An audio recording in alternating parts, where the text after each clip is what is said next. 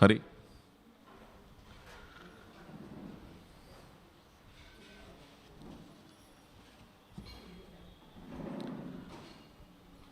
இன்றைய தினம் மதுரை கீதா பவனத்திலே 6ஆம் நாள் சொற்பொழிவாக திருப்பாவை உபநேசிக்கப்படவிருக்கிறது. திரளாக இருக்கின்ற பக்த ஜனங்கள் அனைவரும் வந்து இந்த சொற்பொழிவை கேட்டு சத்தை பெறுமாறு கேட்டுக்கொள்கிறோம். சொற்பொழிவு ஆரம்பமாக போகிறது.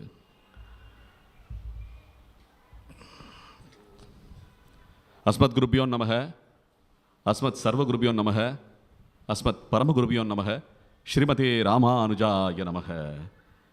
அஞ்சு குடிக்கொரு சந்ததியாய் ஆழ்வார்கள் தன் செயலை விஞ்சி நிற்கும் தன்மையளாய் பிஞ்சாய் படுத்தாளை ஆண்டாளை பக்தியுடன் நாளும் வடுத்தாய் மனமே மகிழ்ந்து. இதுகாரும் ஆண்டாளின் திருப்பாவை பாசுரங்களாக இரண்டு பாசுரங்களாக அனுபவித்துக் கொண்டே வந்து அந்தந்த நாள் பாசுரத்தை அனுபவித்துக் கொண்டே வருகிறோம். அந்த கிரமத்திலே நேற்றைய தினம் நோற்று சுவர்க்கம் என்ற பாசுரத்தை அனுபவித்துவிட்டு இன்றைய 2 பாசுரங்களை அனுபவிக்க இருக்கிறோம். நேற்றைய பாசுரத்திலே ஆழ்வார்கள் ஒவ்வொன்றுவராக ஆண்டாள் எழுப்புவதாக கிரமம் இருக்கிறது. அப்படி ஆழ்வார்களிலே முதல் 3 ஆழ்வார்களிலே பேயாழ்வாரை எழுப்பியதாக நேற்றைய பாசுரம் அமைந்திருக்கிறது என்பது முன்னோர்களுடைய நியமனம். அப்படி பேயாழ்வாரை எழுப்பும்போது நேற்றைய பாசுரத்திலே பார்க்கும்போது மிக அற்புதமாக மாற்றமும் தாராரோ வாசல் திறவாதார் என்று சொல்லி அந்த பாசுரம் அமைந்திருக்கிறது.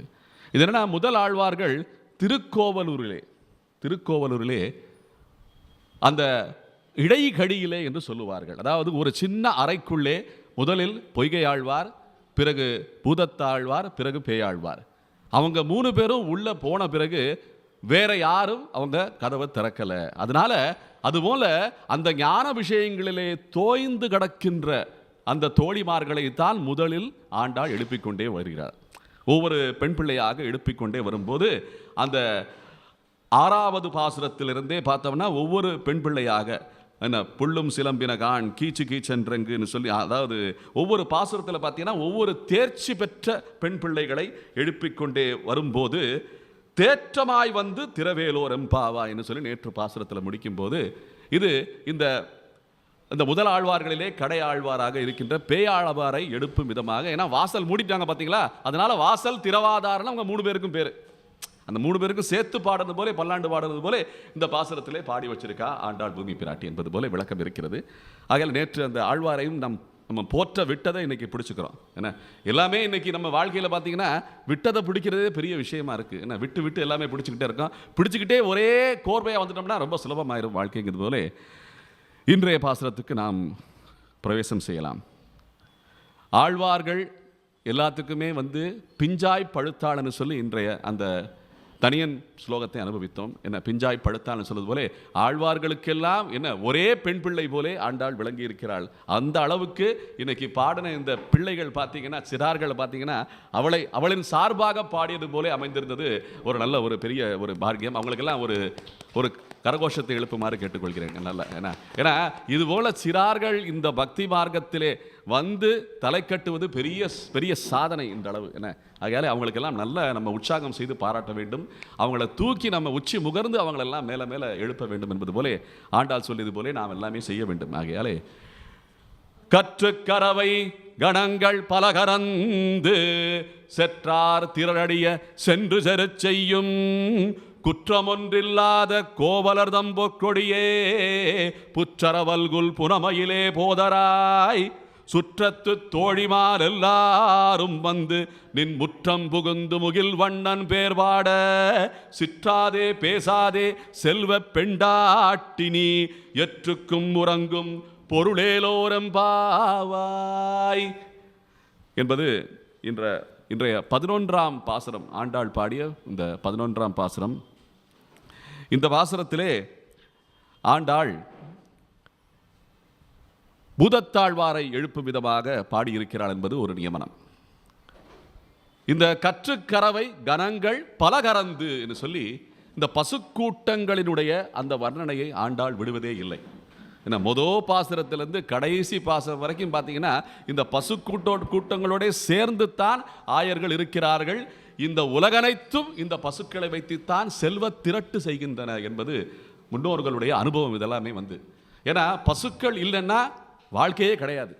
எப்படி பசு இல்லைன்னா வாழ்க்கையே கிடையாது. பசுக்கள் எப்படி நமக்கு காண்பிக்கப்படுகின்றன புராணங்களில் என்றால், பசுக்கள் வசு ரூபம்னு சொல்லுவாங்க, அஷ்ட வசுக்கள்னு சொல்லுவாங்க. காமதேனு, அப்புறம் நந்தினி, அப்படி பல வகையான தெய்வ பசுக்கள் இருக்கின்றன. அந்த பசுக்களிடம் இருந்து நாம் என்ன பெற வேண்டினாலும் பெற முடியுமா? ஏன் ஒரு யுகத்திலே இந்த உலக அனைத்தும் பார்த்தீங்கன்னா அப்படியே வறண்டு போயிருச்சாம். எந்த ஒரு விளைச்சலும் கிடையாது, காய்ந்து கரிதாகி விட்டதாம். அந்த சூழ்நிலையிலே என்ன பகவான் நாராயணன் அவனுடைய ஆக்ஞையினாலே பசுதான் நின்னுச்சாம். என்ன பசுதான் நின்னுச்சாம். அந்த பசுவிடமிருந்து வேண்டி வேண்டி அனைத்து செல்வங்களையும் மீட்டு பெற்றார்களாம். எப்படி நம்ம விட்டதை பிடிக்கணும்னு சொல்றோமோ அதுபோல இந்த பசுக்களிடமிருந்து எல்லா தானியங்களும் செல்வங்களும் நீர்நிலைகளும் என எல்லா செழிப்புகளுமே மீட்டு பெறப்பட்டதாம் புராணங்களிலே சொல்லப்படுகின்றன. என்ன அதுபோல இந்த பசுக்கள் அவ்வளவு சிரேஷ்டமான பசுக்கள்.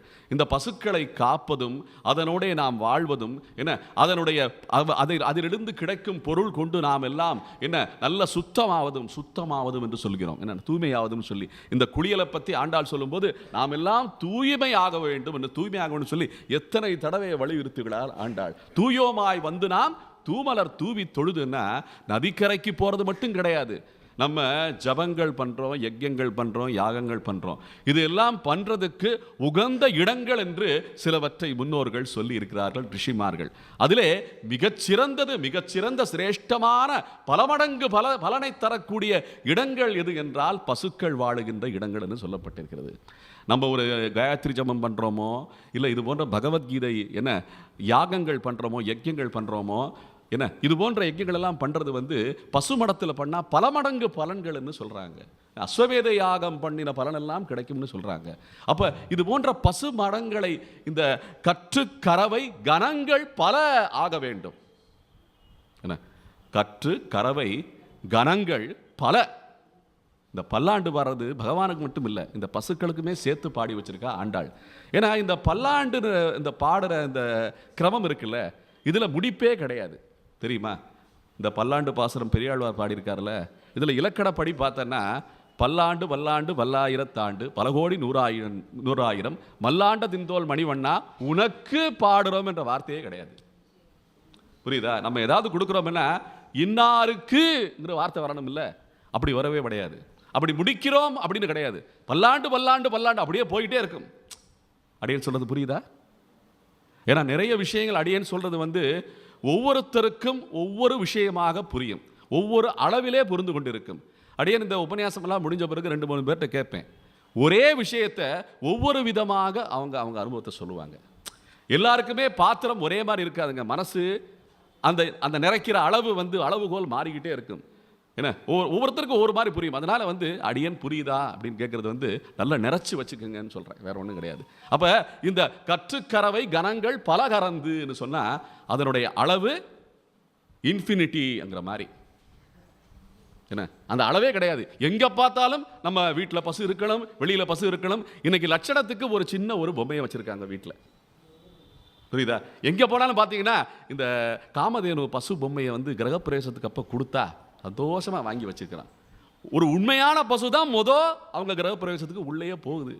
என்ன அதான் லட்சணம். இப்போ இந்த பசுக்கோட்டங்கள் எல்லாம் நம்ம வீட்டில் வச்சு காத்தோம் இல்லை முன்னோர்கள், விட்டதை பிடிக்கணும். அதான் விஷயம். இன்னைக்கு இந்த விட்டதை பிடிக்கிறதுக்கே நம்ம பிரயத்தனம் பண்ணணுங்க நிறைய. அந்த விட்டதை பிடிக்கிறது தான் ரொம்ப முக்கியமான விஷயம். அப்ப இந்த கற்றுக்கறவை கணங்கள் பல அப்படின்னு சொல்லும்போது 1, 2, 3 கோஷ்டியா பசுக்கூட்டங்கள் அந்த கோகுலத்திலே நிறைந்திருந்தனவாம் என்பது வர்ணனை.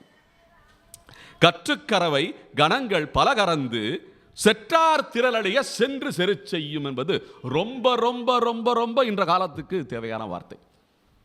இந்த இந்த ஒரு வார்த்தை இருக்குல்ல, இதுல இந்த பாரத தேசம் மிக மிக முன்னோடியாக இருந்த காலம் ஒன்று. என்ன காரணம்னா, அயோத்தியா நகரத்தை பத்தி கேள்விப்பட்டிருக்கோமா? அந்த அயோத்தியா நகரத்தை தான் குறிப்பிடுறேன் இங்க. என்ன காரணம் தெரியுமா? அந்த அயோத்தியா என்ற அந்த வார்த்தைக்கு அர்த்தம் தெரிந்தால் அதனுடைய நகருடைய பெருமை தெரியும். அயோத்தியா என்றால் யுத்தா அப்படின்னா போர்னு அர்த்தம்.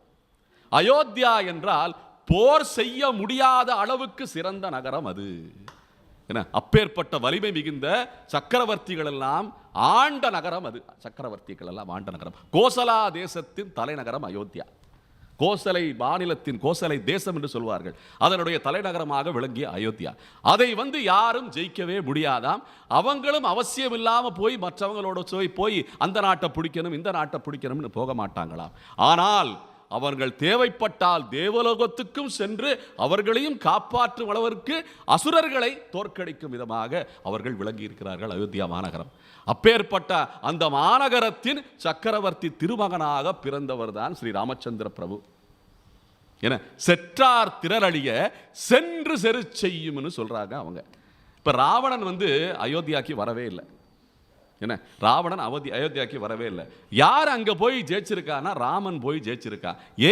அங்க தேவர்களை எல்லாம் அவன் வாட்டி வதைத்து கொண்டு, தேவகுல பெண்களை எல்லாம் வாட்டி வதைத்து கொண்டு இருந்திருக்கிறான் அந்த ராவணன். அந்த ஹிம்சையிலே நவக்கிரகங்களையும் அவன் பிடிச்சு வச்சிருக்கானாம். அப்ப இந்த உலக இயக்கமே நின்றுமா இல்லையா? என்ன, நம்ம கிட்ட இருக்கிற வண்டி வாகனங்கள்லாம் ஒருத்தன் பிடிச்சு வச்சுக்கிட்டான். என்ன, எந்த ஒரு எந்திரமும் நம்மகிட்ட இல்லை, வேலையாட்களையும் பிடிச்சு வச்சுக்கிட்டான். நம்ம எப்படி வாழ்க்கையை வாழ்றது? நம்மகிட்ட இருக்கிற முக்கியமாக நம்மகிட்ட இருக்கிற ஞானத்தை எல்லாம் ஒருத்தன் பிடிச்சி வச்சுக்கிட்டான். நமக்கு அறிவே இல்லாமல் போயிடுச்சு. நமக்கு எல்லாம் வேற அறிவு புகட்டப்பட்டிருக்குன்னா அப்போ அந்த மாற்றம் வரணும் இல்லை? அப்போ நம்ம என்ன ஆயிடுறோம்? நம்ம சுயத்தை இழந்து நிற்கிறோம்னு அர்த்தம். நம்ம சுயத்தில் இயங்கலை, வேற யாரோ ஒரு செய்யப்பட்ட வினையிலே நாம் எல்லாம் இயங்கி கொண்டிருக்கிறோம். அந்த செய்யப்பட்ட வினை செய்வினை. எப்படி செய்வினை வச்சிருக்காங்கன்னு சொல்லுவாங்கல்ல, இப்படி பல செய்வினைகள் நமக்கெல்லாம் வச்சிருக்காங்க ஏற்கனவே. அப்பேற்பட்ட இந்த செற்றார் திரளழிய சென்று செரு செய்யும்னா செத்த பயலுகன்னு அர்த்தம். என்ன, அவங்க எல்லாம் செத்த பயலு. என்னடா நம்ம வாழ்க்கை, நம்ம வழக்கில் சொல்லுவோம், செத்த பாம்பை வேணா அடிப்பானா சொல்லுவோமா இல்லையா? செத்த பாம்பை அடிச்சா வேணா வீரனா? அவ எப்படி ஆண்டாள் இங்கே போற்றுகிறாள். என்ன, செற்றார் திரளழிய சென்று செரு செய்யும் சொல்லி குற்றமின்றும் இல்லாத கோவலர்தம் பொற்கொடியேன்னு சொல்றார். இந்த ஆயர் குலத்தை போற்றும் விதமாக நந்தகோபாலனை போற்றுகிறாள். அவங்க எல்லாம் எப்படின்னா, ஒரு படை அங்க திரண்டுகிட்டு இருக்கு. ஏன்னா எதிரி படை ஒன்று ஒரு விதேச மக்கள் நம்மளை தோக்கடிக்கணும்னு ஒரு வியூகம் செஞ்சுட்டு இருக்காங்கன்னு தெரிஞ்சாலே அங்க போய் அவனை அடிச்சிருவாங்களாம். புரியுதா? இப்போ ஒரு வெளிநாட்டுக்காரன் ஒரு மிசைலை ஏவ போறான்னு தெரிஞ்சாலே இன்னும் ஒரு மிசைலை விட்டு அந்த மிசைலை காலி பண்ணிடணும். நடந்திருக்கா இல்லையா? இப்போ சமீபமாக நடந்ததா இல்லையா? அது என்ன, அவங்கள நம்ம தாக்கவே விடலை. பார்த்தீங்களா அப்படின்னு சொல்றது புரியுதா? இப்போ நடந்த விஷயம் இதெல்லாம் அவங்கள தாக்கவே விடாத அளவுக்கு ராமராஜ்யம் இங்கே நிறுவப்பட வேண்டும். என்ன, அதான் அயோத்தியா மாநகரத்தை போற்றும் விதமாக செற்றார் திரளழிய சென்று செரு செய்யும் குற்றமொன்றில்லாத கோவலர்தம் பொற்கொடியே. கோவலர்னா அந்த கோகுலத்திலே இருந்த வலிமை மிக்க மக்கள், அரசர்கள், நந்தகோபனுடைய அரசவையில் இருந்தவர்கள் அடுத்த வீரர்களை போற்றுகிறாள் ஆண்டாள். செற்றார் திரளழிய சென்று செரு செய்யும் புற்றரவல்குல் புறமயிலே போதராய் குற்றமொன்றில்லாத கோவலர்தம் பொற்கொடியேன்னு சொல்ற ஆண்டாள். இப்ப நம்ம வீட்டை நல்லபடியா பார்த்துக்கிட்டோம்னா, வீட்டில் தேவையான சாமான்களை எல்லாம் சேர்த்து வச்சு வீட்டுக்கார அந்த இல்லத்தரசிக்கு கொடுத்தோம்னா அவங்க எதையும் போய் தேட மாட்டாங்க. அவங்களுக்கு எந்த குற்றமும் வராது, வெளியவும் போக மாட்டாங்க. ஏன்னா வெளியே போனாதான் பல சஞ்சாரங்களிலே பல சூழ்நிலைகளே அவங்களெல்லாம் சிக்கல்ல மாட்டக்கூடிய வாய்ப்புகள் கிட்டும். அப்ப இந்த பெண்மார்கள் எல்லாம், அந்த பெண்டிர்கள் எல்லாம் என்ன ஆகணும்? பாதுகாப்பா லக்ஷ்மி கடாட்சம் கொடுத்துக்கிட்டு வீட்டிலேயே சந்தோஷமா இருக்கலாம். என்ன, அந்த பொருள் தேவையெல்லாம் அவங்களுக்கு இருக்காது. அப்ப என்ன அர்த்தம்? இந்த கோவலர்கள் எல்லாமே நல்ல சம்பாத்தியம் பண்ணி வருமானம் பண்ணி வீட்டில் துணையா இருந்தாலே அவங்களுக்கு மகிழ்ச்சி பெருக்கு ஏற்படுவான். என்ன, வெளியில போய் கஷ்டப்படணும்னு அவசியம் கிடையாது, அவஸ்தைப்படணும்னு அவசியம் கிடையாது. அப்ப இந்த குற்றமொன்றும் இல்லாத, குற்றமே என்ன, வெளியே போய் எந்த மன சஞ்சலமும் இல்லாத, என்ன இங்கே போகணும், இரவு இந்த இந்த இந்த வேற மாதிரி ஒரு சாலைக்கு போகணும், விளையாடணும் அப்படின்னு சொல்லி எல்லாம் அவங்களுக்கு மன சஞ்சலம் இல்லாம மனசு திருப்தி அடைஞ்சிருமா. சில பேருக்கு அண்டா பூரா இட்லி இருக்குங்க, பார்த்த உடனே ஆசை இருக்கும் நிறைய இட்லி சாப்பிடணும்னு சொல்லி. ஆனால் 3 இட்லி சாப்பிட்டாலே வயிறு நம்பிடும், அவ்வளோதான் கணக்கு, அதிலே திருப்தி அடைஞ்சிருவாங்க. ஆனால் ஆசைப்பட்டது வேற. ஏன்னா அதுக்கு அதிகப்படியாக நம்ம இட்லி சாப்பிட்டோம்னா அவஸ்தை உள்ளாகும். 2 விஷயம் எங்கள் வாழ்க்கையில். ஒன்று, அவஸ்தையப்பட்டுட்டு ஆசையப்படலாம்.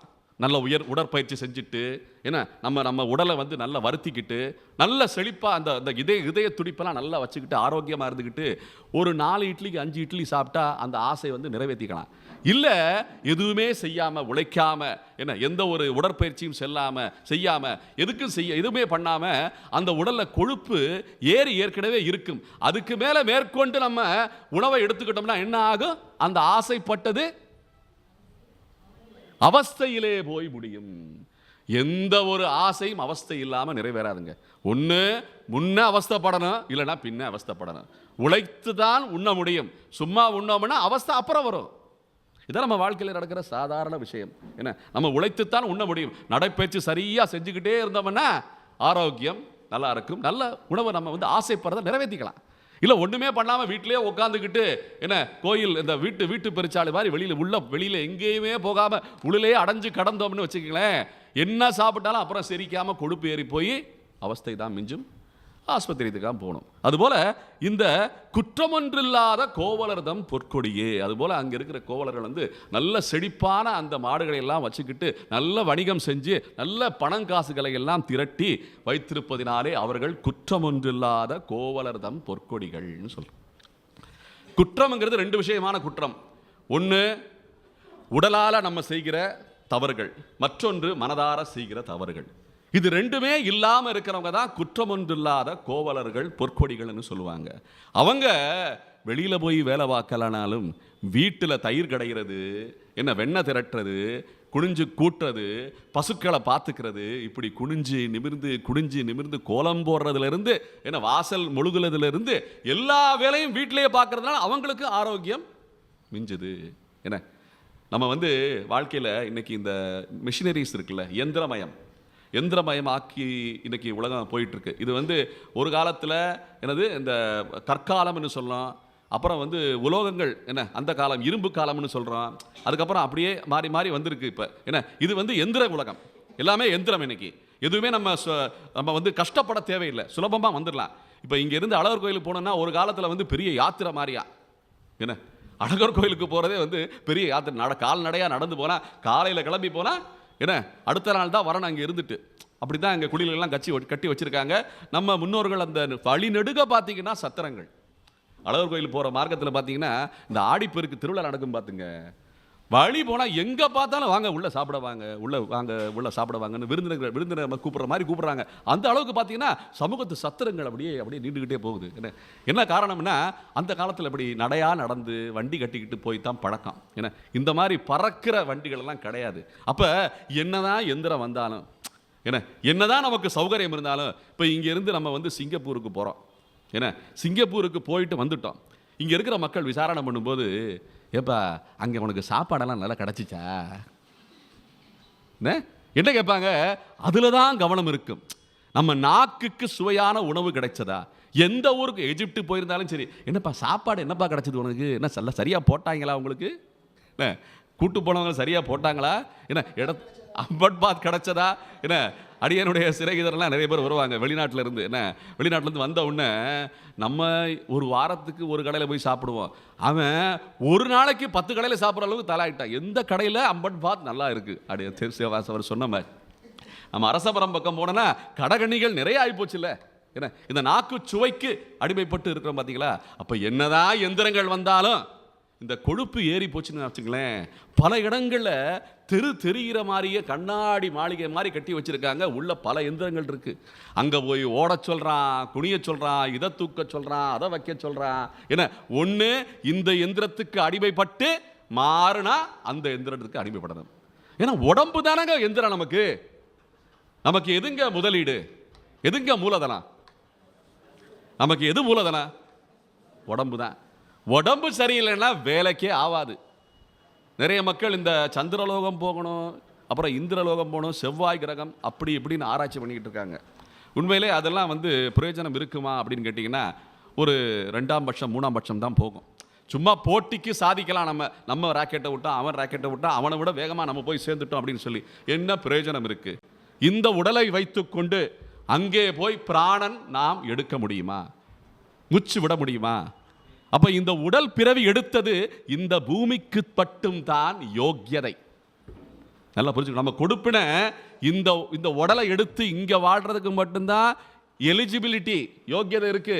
மற்ற உலகங்களுக்கெல்லாம் இன்னும் போய் வாழ முடியாது. திரிசங்கு சொர்க்கத்தை ஏற்படுத்தினாலும் புராணத்திலிருந்து வர்ற செய்தி அவன் தலைகீழ தள்ளி விட்டாங்க. இந்த உடலோட இந்திரலோகம் நீ வந்தேன்னா எலிஜிபிள் கிடையாது, போடா அப்படின்னு கிளப்பி விட்டாங்க அவனை. புராணத்தில் சும்மா சொல்லலைங்க, உண்மையை தான் சொல்லியிருக்காங்க. ஏன்னா உனக்கு கிடைக்கக்கூடிய அந்த உடலை வைத்து ஒழுங்கா வாழப்பாரு. என்ன தேவையில்லாம உனக்கு தகுதி இல்லாத விஷயத்துக்கெல்லாம் ஆசைப்படாத, வீணடிக்காத, வாழ்க்கையை வீணடிக்காதன்னு சொல்றாங்க. அதுபோல இந்த குற்றமொன்றில்லாத கோவலர்தம் பொற்கொடியே, அந்த குற்றம் இல்லாமல் வாழ்றதுக்கு கிடைத்த சொத்துக்களை காப்பாற்றி கொண்டு இந்த சத்விஷயங்களை எல்லாம் கேட்டுக்கொண்டு இந்த சனாதன தர்மத்தை தழுவி வாழ்ந்தால் உச்சிதம்.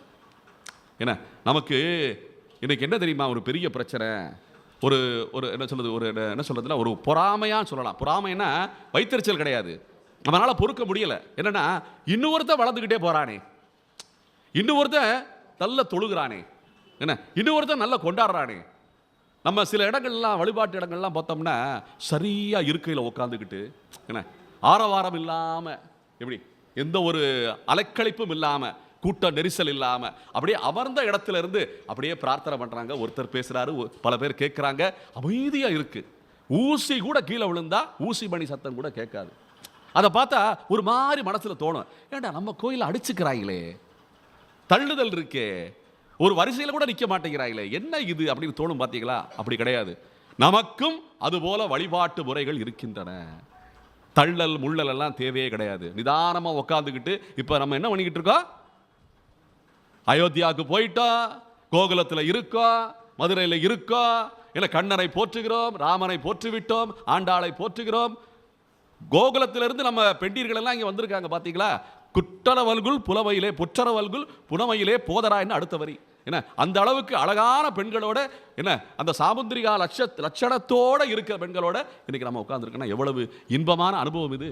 இதெல்லாம் மனதார நாம் நினைக்கின்ற அனுபவம். ஏன் தள்ளு முள்ளல் இல்லாத அனுபவம் இங்கேயும் கிடைக்குதா இல்லையா?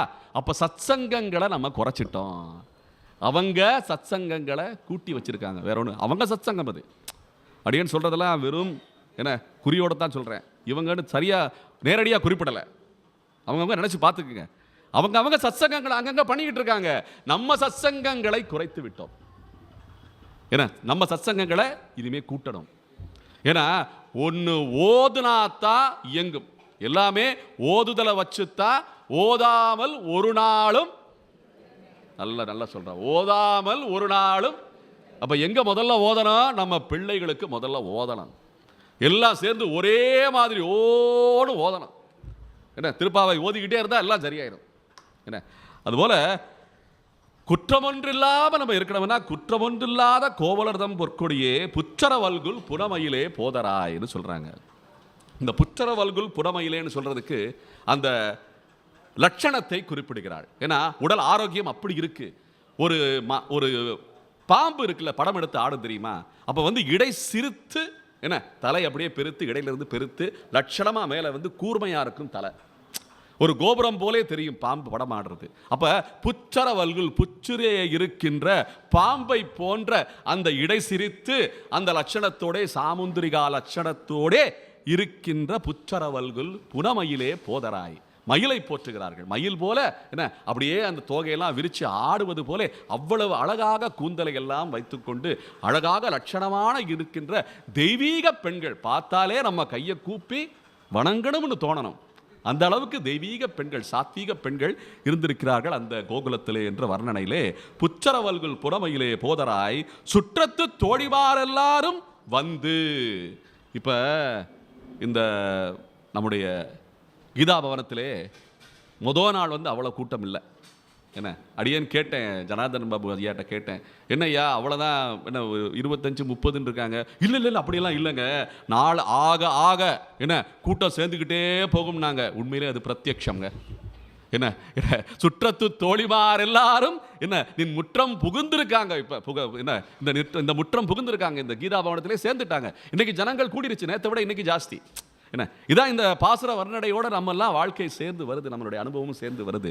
அப்ப சுற்றத்து தோழிமார் எல்லாரும் வந்து நின் முற்றம் புகுந்து முகில்வண்ணன் பேர்பாட சிற்றாதே பேசாதே செல்வ பெண்டாட்டி நீ எற்றுக்கும் உறங்கும் பொருளேலோர் எம்பாவாய். இது இந்த முன்னோர்களுடைய அனுபவத்தை மீண்டும் வலியுறுத்தி காட்டுகிறாள் ஆண்டாள். இப்போ உறங்கிக்கிட்டு இருக்கிற பெண்கள் என்ன அறிவு செறிந்த ஞானம் மிக்க கீதாபவனத்து உறுப்பினர்களைப் போலே ஞானம் மிக்க பெண் பிள்ளைகள். என்ன இந்த ஞானம் மிக்க பெண் பிள்ளைகளை எழுப்பும் வண்ணம் இந்த பாசுரத்திலே என்ன சுற்றத்து தோழிமார் எல்லாரும் வந்து நின் முற்றம் புகுந்து முகில்வண்ணன் பேர் பாட. நம்ம ஒரு வகுப்புக்கு போய் நம்ம இந்த சாதாரண பள்ளியில் படிப்போம். சாதாரண பள்ளியில் நம்ம வகுப்பில் நிறைய விஷயங்கள் நமக்கு வந்து கிரகிக்க முடியாது. ஏன்னா வகுப்பில் வாத்தியார் வந்து 40 பிள்ளைக்கு சொல்லும்போது தனித்தனியாக ஒவ்வொரு பிள்ளையாக சொல்லித்தர அளவுக்கு அந்த ஒரு ஃபோக்கஸ் இருக்காது. என்ன ஒரு மதிப்பு இருக்காது. என்ன எல்லாம் மொத்தமாக சொல்லிடுவார், எல்லாம் நம்ம படிச்சுக்கிட்டு அவன் எப்படி கிரகிச்சுக்கிறோமோ அப்படி கிரகிச்சுக்க வேணும். இப்போ இந்த பெண் பிள்ளை எழுப்பும்போது தனியாக எங்களுக்கு நீ வந்து பக்தி பயிற்சி தர வேண்டும் என்பது போல இந்த பாசுரத்திலே சொல்லி வச்சிருக்கா. ஏன்னா கூட்டமாக இருந்தாலும் நின் முற்றம் புகுந்துன்னு சொல்றா. அப்படின்னா அர்த்தம், வகுப்புல கற்க முடியாததை நம்ம வந்து வெளியில ஒரு தனி வகுப்பு மாதிரி வச்சுக்கிட்டு அந்த வாத்தியார்ட்ட போய் கற்றுக்கோ. டியூஷன் சொல்லுவாங்க அதுக்கு பேர். என்ன டியூஷன். அதுபோல நின்முற்றம் புகுந்து உன்கிட்ட வந்து நம்ம பாடம் கேட்க வந்திருக்கோம், நீ எழுந்து வரணும்னு சொல்லுது போல நின்முற்றம் புகுந்து முகில்வண்ணன் பேர் பாட. இது அப்ப வந்தாச்சு. இதுக்கு மேல நீ சிற்றாதே பேசாதே செல்வ பெண்டாட்டி. உனக்கு எல்லா செல்வமும் இருக்கு, எல்லா ஞான செல்வமும் இருக்கு, எல்லாமே இருக்கு. அப்படி இருக்கும்போது நீ வேறு வார்த்தை சொல்லக்கூடாது. இப்ப முடியாது, அப்புறம் வா, என்ன இல்ல நாளைக்கு வான்னு சொல்ல, நாளை தள்ளாத, இப்போதே வந்து நீ என்னை சொல்லித்தர வேண்டும் சொல்வது போல எட்டுக்கும் உறங்கும் பொருளேலோ ரெம்பாவாய். கத்துக்கிறதுக்கு தான் நாம வந்துட்டோம். ஆளே இல்லாத போது என்ன உபன்யாசம் தேவையில்லை. இவ்வளவு பேர் வந்துட்டாங்கல்ல, சேர்றாங்கல்ல, அப்ப இந்த இடத்துல உபன்யாசம் பண்ணலாம்ல, சேர்ற இடத்துக்காச்சும் போய் பண்ணலாம்ல. அடியேன்னு ஒரு சின்ன ஒரு கொள்கை வச்சிருக்கேன். என்னன்னா அடியேனா போய் எங்கேயாவது போய் என்ன உபன்யாசம் நான் பண்ணலாமா அப்படிலாம் கேட்கறதே கிடையாது. நிறைய பேர் இந்த மாசம் ஆரம்பத்தில் அடியேன்ட்ட கேட்டாங்க, என்னையா இந்த மாசம் எப்படி எங்கே உபன்யாசம், ஏதாவது உங்களுக்கு என்ன இதாயிருச்சா, நியமனம் ஆயிடுச்சா அப்படின்னு கேட்டாங்க. இல்லைங்க ஆகலைங்க. நான் மாசம் ஆரம்பத்தில் சொன்னேன். அப்படியே ஒரு 10 நாள் போச்சு. என்ன ஒரு இடத்துல சொற்பொழிவுக்காண்டி கூப்பிட்டாங்க, பண்ணேன். அது நம்ம அலங்கார் தேட்டர் பின்னாடி இருக்குல்ல, வேத அத்தியன சபைன்னு சொல்லுவாங்க, அங்கே ஆஞ்சநேயர் கோயில், அங்கே வந்து கீதாபவன் இது நம்மளுடைய நடனகோபால நாயகி சுவாமிகளோட ஜெயந்தி அன்னைக்கு அழைச்சாங்க. போயிட்டேன். அதை ஒட்டி பார்த்தீங்கன்னா நடனகோபால் நம்ம கீதா நடன மந்திர் இருக்குல்ல, கீதா நடனகோபால நாயகி மந்திரில் அங்கே வந்து ஒரு பட்டிமன்றத்துக்கு கூப்பிட்டாங்க, அங்கே போயிட்டேன். அதை தொடர்ந்து பார்த்தீங்கன்னா ஜனார்தன் பாபு அழைப்பு விடுறாரு. நீங்கள் வந்து சொற்பொழிவு பண்ணணும் 10 நாட்கள் இங்கே கீதாபவனத்தில் வந்து 10 நாட்கள் 10மான்னு கேட்டேன். 3 பாசனமாக பண்ணிடுவோம் அப்படின்னு கேட்டாங்க. ஓ சரின்ட்டேன். அப்போ அழைச்ச உடனே அங்கே கூட்டம் சேர்ற இடத்துக்காச்சும் போகணும்ல. இப்போ இங்கே மக்கள் வந்து கேட்கறது உறுதி. இதே வந்து வேற ஏதாவது இடத்துல போய் கூப்பிட்டாங்கன்னு வச்சுக்கலேன், வேற மாதிரி தான் நம்ம பேசணும். இந்த சொற்பொழிவெல்லாம் இந்த திருப்பாவை சொற்பொழிவெல்லாம் பண்ண முடியுமா? வேற கூட்டத்துக்கு நண்பர்கள் இருக்கிற அந்த பெரிய இந்த கிளப்புகள்னு சொல்லுவாங்க. என்ன அந்த கூட்டு சேர இடம் கலப்பு, எல்லாமே கலப்பு. அங்கெல்லாம் போய் திருப்பாவை சொற்பொழிவா பண்ண முடியும்? கூட்டத்துக்கு கூப்பிடுறாங்க, அங்கே வா இங்கே வா, அரசியல் கூட்டத்துக்கு கூப்பிடுறாங்க. ஒரு இடத்துல பார்த்தீங்கன்னா ஒரு பெரியவரோட பிறந்த நாளாம், அடியனுக்கு அழைப்பு வந்ததுங்க, அது கூட சொல்லிடுறேன், யாரும் ஏதுன்னு சொல்லலை, எங்கேன்னு சொல்லலை. ஒரு பெரியவரோட பிறந்த நாளாம், அவரை துதி பாடுறதுக்கு வரணும்னாங்க. நான் வரமாட்டேன்ட்டேன். அடியன் அழைச்சாங்க, நல்லா பேசுறீங்க. நல்லா பேசுறேன்னா எதை பேசிக்கிட்டு இருக்கேன்? என்ன பகவானை பற்றி பேசிக்கிட்டு இருக்கேன், பாகவதர்களை பற்றி பேசிக்கிட்டு இருக்கேன். எதுக்கு யாரோட எப்படி ஒத்து வைக்கிறதுன்னு தெரியலையே. போற்றலாம், யாரை போற்றணுமோ அவங்கள தான் போற்றணும். அதுக்கு வேற கூப்பிடுறாங்க. என்ன இந்த பேச்சு திறமை இருக்க, இது வந்து ஒரு கத்தி மாதிரி, இதை வச்சு என்ன வேணா பண்ணலாம். அடியான் எப்போவுமே சொல்லுவேன், திடீர்னு சொல்லுவாங்க, இந்த இது இருக்குல்ல, இந்த கைபேசியில் நிறைய இந்த அந்த உண்குழாய் யூடியூப்னு சொல்கிறாங்களே, அதில் நிறைய வருது. என்ன, அந்த வலைதளங்களில் நிறைய பேர் பேசுகிறாங்க. ஒரே விஷயத்தை 10 பேர் 10 விதமாக பேசியிருப்பான். ஒரு நண்பர் வந்து இவர் பேசுகிறத பிடிக்கும்மா, இன்னொரு நண்பர் அவர் பேசுகிறத பிடிக்கும்மா. சரி, எல்லாம் சரி, நல்லா பேசுகிறாங்க நல்லா பேசுகிறாங்கன்னு சொல்கிறீங்களே, நல்லதை பேசுகிறாங்களா பார்த்தீங்களான்னா அது தெரியாது. நல்லா பேசுகிறாங்கப்பா, நல்லதை பேசுகிறாங்களா, ஆராய்ச்சி பண்ணக்கூடிய அறிவு ஆற்றல் நமக்கு இருக்கணும்ல, அது தெரியாது. தர்மம் எது அதர்மம் எது, எது சரி எது தவறு என்று சொல்ல அளவுக்கு கேட்குற அளவுக்கு நமக்கு அந்த அறிவு இருக்க வேண்டும். அவன் என்ன நல்லா பேசுகிறாலும் சரியானதை பேசலையா அப்படின்னு சொல்கிற அளவுக்கு நமக்கு தீர்க்கமான அந்த ஞானம் இருக்க வேண்டும். அதுபோல இந்த கோஷ்டி என்ன, அறிவுமிக்க மக்கள் எல்லாம் காத்து கொண்டிருக்கிறார்கள் ஆவலுடன் ஏக்கத்துடன் என்று சொல்வது போல, இந்த செற்றார் என்ன திரளழிய சென்று செரு செய்யும்னா இன்னொரு அர்த்தமும் இருக்கு. ஏன்னா அடியேன் சொன்னது போல செத்த பாம்பை நம்ம அடிக்கக்கூடாது. என்ன, செத்த பாம்பை அடிக்கக்கூடாது, ரொம்ப மட்டமான வீரம் அது. ஆனால் இது அப்படி சொல்லலை. செற்றார் திரளழியன்னா நாஸ்திகர்கள்னு சொல்கிறா ஆண்டாளிங்க. அடியேன் சொன்னது புரியுதா? அதாவது 2 விதமான செற்றார்னு சொல்கிறான். ஒன்று வந்து உடல் என்ன, உடல் சாவுறது, இன்னும் ஒன்று அறிவு சாவுறது. 2 விதமாக இறப்பு இருக்குங்க. ஒன்று இந்த உடல் மட்டும்தான் நித்தியம், இந்த உடலே ஆத்மா சொல்லி இருக்கிறவங்க அக்ரிணை பொருளுக்கு சமமானவர்கள் சொல்லப்படுது. அப்போ எல்லாம் அவங்க எல்லாம் அக்ரிணை பொருள்னா என்ன, உயிரற்றதுன்னா என்ன அர்த்தம், செத்ததுன்னு அர்த்தம்.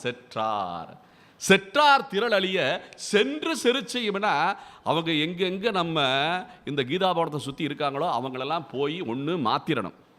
திரள் அழிய சென்று செரு செய்யும் அந்த பாவனையிலிருந்து இந்த உடல்தான் ஆத்மா என்று சொல்கிற அந்த விவேக ஞானம் இல்லாத பாவனையிலிருந்து நம்ம மாத்திரணும். அப்ப உயிர் ஊட்டிரணும்னு அர்த்தம். அந்த பாவனையை கொன்றுவிட்டு உயிரூட்டக்கூடிய சத்தான விஷயங்களை சொல்லி அவங்களெல்லாம் மாத்திரணும் சொல்றதுனால செற்றார் திரள் அழிய சென்று செரு செய்யும் சொல்லி ஸ்ரீமத் பாகவதர்களான பாகவதர்களான ராமானுஜர் போன்றோரை போற்றுகிறாள் இந்த ஆண்டாள் பூமி பிராட்டி. ராமானுஜர் என்ன பண்ணியிருக்காருன்னா, ஒரே மடத்தில் இருந்துக்கிட்டு என்ன நல்ல பொங்கல் எல்லாம் சாப்பிட்டுக்கிட்டு பிரசாதம் எல்லாம் வாங்கிக்கிட்டு என்ன நல்ல எல்லாருமே அவரை வந்து திருவடியில் விழுற அளவுக்கு பெரிய மகான் ராமானுஜர். அவர் என்ன ஒரு ஊரில் ஸ்ரீரங்கத்திலேயா உட்கார்ந்துருந்தாரு? என்ன பண்ணியிருக்கார்? அவர் பாரத தேசம் முழுக்க நடையாக நடந்திருக்கிறார். 32 வயது வரைக்கும் என்ன வாழ்ந்த மகான், என்ன காலடியில் பிறந்த சங்கராச்சாரியார். என்ன அவர் என்ன பண்ணியிருக்காரு? காலடி என்ன எங்க கேரளாவில் இருக்கு, கன்னியாகுமரி மாவட்டம் அங்கே இருக்கு, கேரளாவிலேருந்து அங்கே இருந்து கிளம்பி போயிருக்காரு காஷ்மீர் வரைக்கும் நடையா நடந்து. வண்டி வாகனங்கள்லாம் கிடையாதுங்க, ஒரு குச்சி எடுத்துக்கிட்டு நடையா நடந்து அவ்வளவு தூரம் போய் எத்தனை ஞான விஷயங்களை நிறுவி இருக்கிறார்கள். பெரிய மகான்கள் அவங்கெல்லாம் வந்து அவன் நினைச்சு பார்க்கணும்ல. செற்றார் திரளழிய எங்கே எங்கே அஞ்ஞானம் மண்டி கிடக்கிறதோ அந்த அஞ்ஞானத்திலிருந்து விளக்கேத்து ஞானத்தை என்ன பெருக்க செய்திருக்கிறார்கள். அது போய் அந்த அப்பேற்பட்ட மகான்கள் அவங்கெல்லாம் வந்து அவங்க தான் மகான்கள். என்ன அவங்கள தான் போற்றணும் நம்ம. அப்பேற்பட்ட இந்த மகான்கள் எல்லாமே இந்த ஞான விஷயங்கள் எங்கே எங்கே குறைந்து இருக்கிறதோ செற்றார் திரள் அழிய அந்த திரள் போய் நல்ல திரள் வர வேண்டும் என்பதனாலே குற்றமொன்றில்லாத கோவலர்களாக இருக்க வேண்டும் என்பதனாலே அப்பேற்பட்ட பிரயாணங்களை எல்லாம் செய்திருக்கிறார்கள். இன்னைக்கு அப்பேற்பட்ட மகான்களை போன்றவரையெல்லாம் மிக குறைவாகத்தான் பார்க்க முடியும். அவங்க வந்து இந்த ஜாதி பேதம் வர்ண பேதம் எல்லாம் ஜாஸ்தி பார்த்தது கிடையாது. எல்லாருக்கும் ஞானம் கிடைக்க வேண்டும். ஏன்னா ஞான விஷயத்திலே ஆண்டவன் விஷயத்திலே ஜாதி மத வர்ண பேதம் எதுவுமே கிடையாது. ஆனால் உலக விஷயம் என்று வந்துவிட்டால் எல்லாமே மறுபடியும் முளைச்சிடும். எல்லா அகங்காரமும் முளைக்கும், எல்லா குணங்களும் சத்வம் ராஜசம் தாமசம் எல்லாமே முளைக்கும், எல்லாமே மறுபடியும் துளிர் விட்டுரும். அதை மாற்றவே முடியாது. இது உலக இயற்கை, இது உலக இயற்கை. என்ன நம்ம மகான்களுக்குள்ளேயே கூட தர்க்கம் நடக்கும், சண்டை நடக்கும், வாதம் நடக்கும். என்னடா இவங்க சண்டை போடுறாங்களே அப்படின்னு சொல்லுவோம். அவங்க நிலை வேற, அது வேற. ஆனால் நம்ம பார்க்கறதுக்கு அப்படி தெரியும். என்னடா இவன் ஒரு இதுன்றான் அவன் ஒரு இதுன்றான், வாக்குவாதம் நடக்குது. இது எல்லாம் மோட்சத்துக்கு தடையாக இருக்கக்கூடாது. என்ன அப்பேற்பட்ட சிற்றாதே பேசாதே செல்வ பெண்டாட்டி எற்றுக்கும் உறங்கும் பொருளேலோர் எம்பாவாய். ஏன் நீங்க வராம இருக்கீங்க? இது வந்து 2 விதமா பார்க்கலாம். இப்ப நம்ம எத்தனையோ தடவை அழைச்சும் என்ன இந்த சத்சங்கத்துக்கோ இந்த சத் விஷயம் கேட்பதற்கோ நிறைய பேர் வராமல் இருப்பாங்க. அஞ்ஞானத்தில் இருக்கிறவங்க. ஞானத்தில் இருக்கிறவங்க என்ன தெரியுமா, நான் வந்தா மக்கள் கேட்கவா வரப்போறாங்க சொல்லி அவங்களும் இதெல்லாம் தவிர்ப்பாங்க. என்ன, நான் வந்தா ஆள் வருவாங்களா கேட்பதற்கு சொல்லி தவிர்ப்பாங்க. ஆள் வர்ற இடத்துக்கு நம்ம போகணும்னு சொல்றதுனால அதை சுட்டி காட்டி ஆண்டாள் அவங்களையும் சேர்த்துக்குங்க, செற்றார் திரளிய சென்று செரு செய்யும், அவங்களையும் மாற்றி மாற்றமும் தாராரோ வாசல் திரவாதார்னு சொன்னது போல இன்று இந்த செற்றார்களை எல்லாம் அழைத்து வாங்க, ஞான விஷயத்துக்கு அழைத்து வாங்கன்னு அழைப்பது போலே ஆண்டாள் இந்த பாசுரத்தை முடிக்கிறாள். இந்த கற்றுக்கறவை கணங்கள் பல கறந்துன்னு சொல்றது என்னன்னா, நம்ம வாழ்க்கையில திருப்தி அடைகிறோம்னு வச்சுக்கங்களேன். திருப்தி அடைஞ்சா என்ன பண்ணணுங்க? சந்தோஷத்தின் உச்சத்திலே இருக்கிறோம், மகிழ்ச்சியின் உச்சத்திலே. என்ன போனோம், 1 கோடி என்ன லாட்டரி பரிசு விழுந்துருச்சு, தலகால் புரியாது. அதை வச்சுட்டு என்ன பண்றது? என்ன சந்தோஷத்தில் உச்சத்தில் இருக்கிற 1 கோடி லாட்டரி டிக்கெட் 1 கோடி விழுந்துருச்சு, எந்த உழைப்பும் கிடையாது, எந்த பிரயத்தனமும் கிடையாது, சாதாரணமே வந்து விழுந்துருச்சு. அதுபோல நமக்கு எத்தனையோ ஆச்சரியமான அனுபவங்கள் வாழ்க்கையில கிட்டுகிறது. என்ன தினம் தினம் கூட நிறைய கிட்டுகிறது. அப்படி கிடைக்கும் போது என்ன பண்ணணும் நம்ம அப்படின்னு பார்த்தா, பகவானுக்கு நன்றி சொல்லணும், வேற வழியே கிடையாது. ஏன்னா படைத்தவன் அவன் தான் இந்த லீலா விபூதிக்கு அனைத்துக்கும் காரணனாக இருக்கின்றவன். அப்ப நம்ம நன்றி சொல்வதற்கு மனம் தயங்கக்கூடாது. என்ன ஒரு நன்றி, ஆஹா இத்தனை மகிழ்ச்சி இருக்கே, நான் என்ன செஞ்சிருக்கேன்னு அதை நீ கொடுத்துருக்க எனக்கு, என்ன உனக்கு ஒரு போற்றி, உனக்கு ஒரு நன்றி. என்ன அதான் பண்ணிக்கிட்டு இருக்கோம் நம்ம. அதான் இங்கே ஆண்டாள் வந்து இந்த பாசுரத்தில் அதான் பொதித்து வச்சிருக்கா. என்ன நம்ம வந்து பகவானுக்கு போற்றி சொல்லணும், நன்றி சொல்லணும்னு சொல்லி இந்த நன்றி சொல்வதற்காகத்தான் இத்தனை பாசுரங்கள். அவ்வளவு செல்வ பெண்டாட்டிகளாக இருக்கின்ற அந்த கோவலர்தம் பொற்கொடிகள் எல்லாமே பகவானை நினைத்து கொண்டே அத்தனை காரியங்களையும் கோகுலத்திலே அவன் இருக்கும்போது கண்ணனை அனுபவித்து கொண்டே செய்து வந்திருக்கிறார்கள். அதான் அவங்களுக்கு கட்டிய பாக்கியம். நாமெல்லாம் வந்து கிருஷ்ணன் இருந்த காலத்திலே அவனை நம்பியவர்களும் இருந்திருக்கிறார்கள், அவனோடு சண்டை போட்டவங்களும் இருந்திருக்காங்க, என்ன நம்பாதவர்களும் பல ரகத்தில் இருந்திருக்காங்க. அப்போ ஆண்டவன் பக்கத்தில் இருந்துமே சந்தேகப்பட்டிருக்கோமே நம்ம. அப்போ இன்னைக்கெல்லாம் நம்ம கிருஷ்ணன் பிரத்யட்சமாக நம்ம கூட அப்படியே இதனை தெரிஞ்சுக்கிட்டா இருக்கா. என்ன அப்போ அவன் கொடுத்த ஞானத்தை பெருக்கி அவனை அறிந்து கொள்ள வேண்டும், வேற வழியே கிடையாது. என்ன அதனால இந்த ஞான பெருக்கு ஏற்பட வேண்டும் என்று ஆண்டாள் அழைப்பது போல இந்த பாசுரம் அமைந்திருக்கிறது. இதிலே பூதத்தாழ்வாரை எழுப்பும் விதமாக இந்த பாசுரம் அமைந்திருக்கிறது. நேற்று வந்து பேயாழ்வாரை எழுப்பியிருக்கிறாள், இந்த பாசுரத்திலே பூதத்தாழ்வாரை எழுப்பும் விதமாக அமைந்திருக்கிறது. அடுத்த பாசுரத்துக்கு நகரலாம்.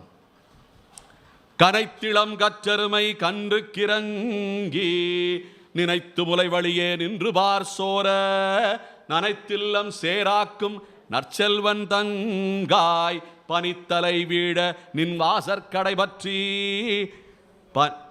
சினத்தினால் தென்னிலங்கை கோமானை செற்ற மனத்துக்கினியானை பாடவும் நீ வாய் திறவாய் இனித்தான் எழுந்திராய் இதன்ன பேருறக்கம் அனைத்தில்லாரும் அறிந்தேலோரம் பாவாய் என்பது இந்த 12ஆம் பாசுரம். இது இந்த பாசுரத்தை ஆண்டாள் பாடும்போது ஒரு அடியேன் சொன்னது போல வசுக்கள் பசுக்கள்னு சொன்னோம்னா வெறும் பசுவை மட்டும் குறிக்காது, கன்றுகள் என்ன காளைகள், அப்புறம் ஆடுகள் என்ன எருமைகள், அங்கே இருக்கிற எல்லா நாய் என்ன எல்லா பிராணிகளும் சேர்த்துத்தான் பசு என்று குறிப்பிடப்படுகிறது. இந்த வசுன்னு சொல்றோம்ல, வசுன்னா வாசம் செய்கின்ற அத்தனை என்ன அந்த பிராணிகளும் வசு ரூபம் தான் என்று சொல்லுவார்கள். அந்த வசு கூட்டங்களுக்கெல்லாம் தலைமை என்ன பொறுப்பை ஏற்பது இந்த மாடுகள் பசுக்கள். என்ன எல்லாத்துக்குமே சிரேஷ்டமாக இருக்கிறது, உயர்ந்த ஸ்தானத்தில் இருப்பது பசுக்கள் என்று சொல்லப்படுகிறது. அதனால தான் கோயிலில் சுப்ரபாத வேளையில் பார்த்தீங்கன்னா பிஷ்டபாகத்தை பார்த்து தான் பகவானே கண்ணை விழிக்கிறான். பகவானை எப்போ கண்ணை வைக்கிறான்? சுப்ரபாத சேவையில் திருப்பதி ஆனாலும் சரி, இங்கே இருக்கிற கூடலழகர் கோயிலானாலும் சரி, சிவன் கோயிலானாலும் சரி, பசு தான் முதல்ல நிற்கிது. அதை பார்த்து தான் கண்ணை விழிக்கிறாங்க. என்ன இன்னைக்கு எத்தனை பேர் இதை வந்து துஷ்பிரச்சாரம் பண்ணிக்கிட்டு இருக்காங்க தெரியுமா? மூத்திரம் குடிக்கிற ஆளுங்கன்னு சொல்லுவாங்க. என்ன கோமூத்திரத்தை கேலி செய்கிறாங்க, என்ன கோமயத்தை கேலி செய்கிறாங்க. அதெல்லாம் பார்த்துக்கிட்டு தான் இருக்கோம் நம்ம. என்ன அவங்க எல்லாம் வந்து செற்றார், என்ன அவங்க திரள் அழிய வேண்டும். இதான் இந்த பாசுரத்தில் போன மாத்திரத்தில் வந்தது. அவங்களாம் செற்றார். ஏன்னா அதுபோல இந்த பசு கூட்டங்களை மற்றும் இந்த பாசுரங்களில் போற்றவில்லை, எருமை கூட்டங்களையும் போற்றி இருக்கிறாள் ஆண்டாள். என்ன கனைத்திளம் கற்றெருமை கண்ணு கிறங்கின்னு சொல்ற ஆண்டாள். ஏன்னா எல்லாமே சேர்ந்து தான் ஒரு அந்த கோகுலம் இருந்திருக்கு. எருமை கூட்டங்களும் இருந்திருக்கின்றன. ஏன்னா எருமைங்கிறதுக்கு முக்கியமான விளக்கம் அடியேன் போன தடவை நம்ம சிரவணானந்த ஆசிரமத்தில் கொடுத்துருக்கேன். என்ன ஞாபகம் இருக்கா சுவாமி? ஏன்னா எருமைங்கிறதுக்கு என்னன்னா, நம்ம நிறைய பேர் வந்து இந்த மைங்கிற ஒரு வார்த்தை இருக்குல்ல, ஏன்னா இந்த மைங்கிற வார்த்தை எதை குறிக்குதுன்னா செல்வத்தை குறிக்கிறது. ஏன்னா செழுமை, ஏன்னா பெருமை, அப்படி இந்த மைங்கிற வார்த்தையில் செல்வம், அந்த மைங்கிற வார்த்தையே வந்து செல்வத்தை கூட்டும் விஷயமாக மை வந்து குறிக்கிறது. அதனால தான் மை தீட்டப்பட்ட கண்கள்னு சொல்கிறான். மைக்கு வந்து பெருமை ஜாஸ்தி. கண்கள் சாதாரண கண்களாக இருந்தால் அவ்வளவு ஒரு ஈர்ப்பு இருக்காது. சுமாரான என்ன லட்சணம் உள்ள பெண்களாக இருந்தாலுமே மைய தீட்டிக்கிட்டீங்கன்னு வச்சுங்களேன், அதோட எடுப்பே தனியாக இருக்கும். பார்த்துருக்கோமா இல்லையா? ஏன்னா ஆண்கள் கூட மைய தீட்டிக்கிட்டாங்கன்னா ஒரு தோற்றம் மாறும். சாமி மைய தீட்டிருக்கீங்களோ, சூப்பர், அருமை அருமை அருமை. நம்ம யோகா செய்கிற ஜி அவர் வந்து கோலாட்ட குரு அவர் பேரு சுவாமி ஜலேந்திரன் பார்த்தீங்களா? என்ன நீர் என்ன ஜலேந்திரன் என்ன அவர் பார்த்தீங்கன்னா மைய தீட்டி வச்சிருக்காரு. மாப்பிள்ளைகளுக்கெல்லாம் மைய தீட்டுவாங்க பார்த்தீங்களா? என்ன அந்த அந்த அந்த அந்த மைய தீட்டுனாலே ஒரு எடுப்பு என்ன அந்த ஏற்றம். என்ன சுவாமி? வசுதெய்வ குடும்பம் எதுக்கு? வசுதெய்வ குடும்பம். அம்மா என்ன சொல்றாங்கன்னா, அவங்க அம்மா என்ன சொல்றாங்கன்னா, வசுதெய்வ குடும்பகம் ஏன்னு சொல்றோம்னா, இந்த கடல் சூழ்ந்த இந்த உலகத்தில் இருக்கிற எல்லா உயிரினங்களும் சேர்த்து தான் சொல்றாங்க. என்னமோ வசுதெய்வ குடும்பம்னா நம்ம மனிதர்கள் மட்டும் நினைச்சுக்கிட்டு இருக்கோம். இந்த வசுக்கள்னா எல்லாமே சேர்த்து, வசுதெய்வ குடும்பம்னா இந்த ஆடு மாடு கோழி என்ன எல்லாமே சேர்த்து, எருமை எல்லாமே சேர்த்து தான் வசுதெய்வ குடும்பம்னு சொல்றது போல அவங்க சொல்றாங்க. இப்போ இந்த மைக்கு வருவோம். என்ன இந்த எருமையை வந்து நிறைய பேர் என்ன பண்ணுவாங்க, ஒரு தேவையில்லாத மிருகம்னு ஒதுக்கிக்கிட்டே இருப்போம். நம்ம சாதாரணமாக பார்த்தீங்கன்னா எருமையினாலே நமக்கு பயம் கூடும். ஏன்னா உயிரே போயிருமோன்ற அளவுக்கு நம்மளை வந்து பயமுறுத்தி வச்சிருக்காங்க. ஏன்னா அதுக்கு மேலே ஏறி வரவனை சொல்லி என்ன அதனால வந்து அந்த பயம் எல்லாருக்குமே சாதாரணமாகவே இருக்கும். ஆண்டாள் அந்த பயத்தை எல்லாம் போக்குவதற்காக எருமையை போற்றி இருக்கிறாள். எப்படின்னா, குருவாயூர் சன்னதி தெரியுமா? குருவாயூரில் ஒரு குருவுக்கும் சிஷியனுக்கும் நடந்த அந்த அனுபவம். ஏன்னா அந்த குரு வந்து என்ன சொல்லிட்டாரு சிஷியன்ட்ட, என்ன பேர் ஏதெல்லாம் அப்புறம் பேசுவோம், நம்ம சுருக்கமாக சொல்லிக்கிறேன், ஏன்னா அது விளம்பரமாக போயிட்டே இருக்கும். ஏன்னா அந்த நாராயண பட்டத்திரிக்கும் அங்கே இருந்த இன்னும் ஒரு சிஷியருக்கும் நடந்த அந்த சம்பவம்.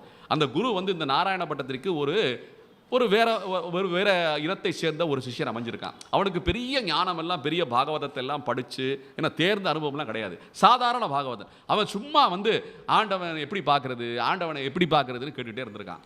அந்த நாராயண பட்டத்தில் என்ன சொல்லியிருக்காரு, ரொம்ப அவஸ்தைப்பட்டு, சும்மா நான் தியானம் பண்ணுற நேரத்தில், நான் பூஜை பண்ணுற நேரத்தில் வந்து என்னை இம்சை பண்ணிக்கிட்டு இருக்கேன், ஆண்டவனை எப்படி பார்க்குறதுனா நான் எப்படி பதில் சொல்கிறது, எருமையா பாருன்னு சொல்லிட்டாரு. எப்படி எருமையா பாருன்னு சொல்லிட்டாரு. அவன் என்ன பண்ணிட்டா, அப்படி எருமையாத்தான் பார்க்கணுமான்னு எருமையை நினச்சிக்கிட்டே இருந்திருக்காரு. ஏன்னா அவன் எருமையே வந்து பகவானா நினச்சிட்டான். தூடிலும் இருப்பான், துரும்பிலும் இருப்பான். என்ன அப்போ எருமை தான் கடவுள் நினச்சி எருமையை பிரத்யட்சமாக வந்து கடவுளாக நினைக்க ஆரம்பிச்சிட்டான். நாராயண பட்டத்திரி வந்து குருவாயூர் கோயிலுக்குள்ளே பிரவேசம் பண்ண வர்றாரு.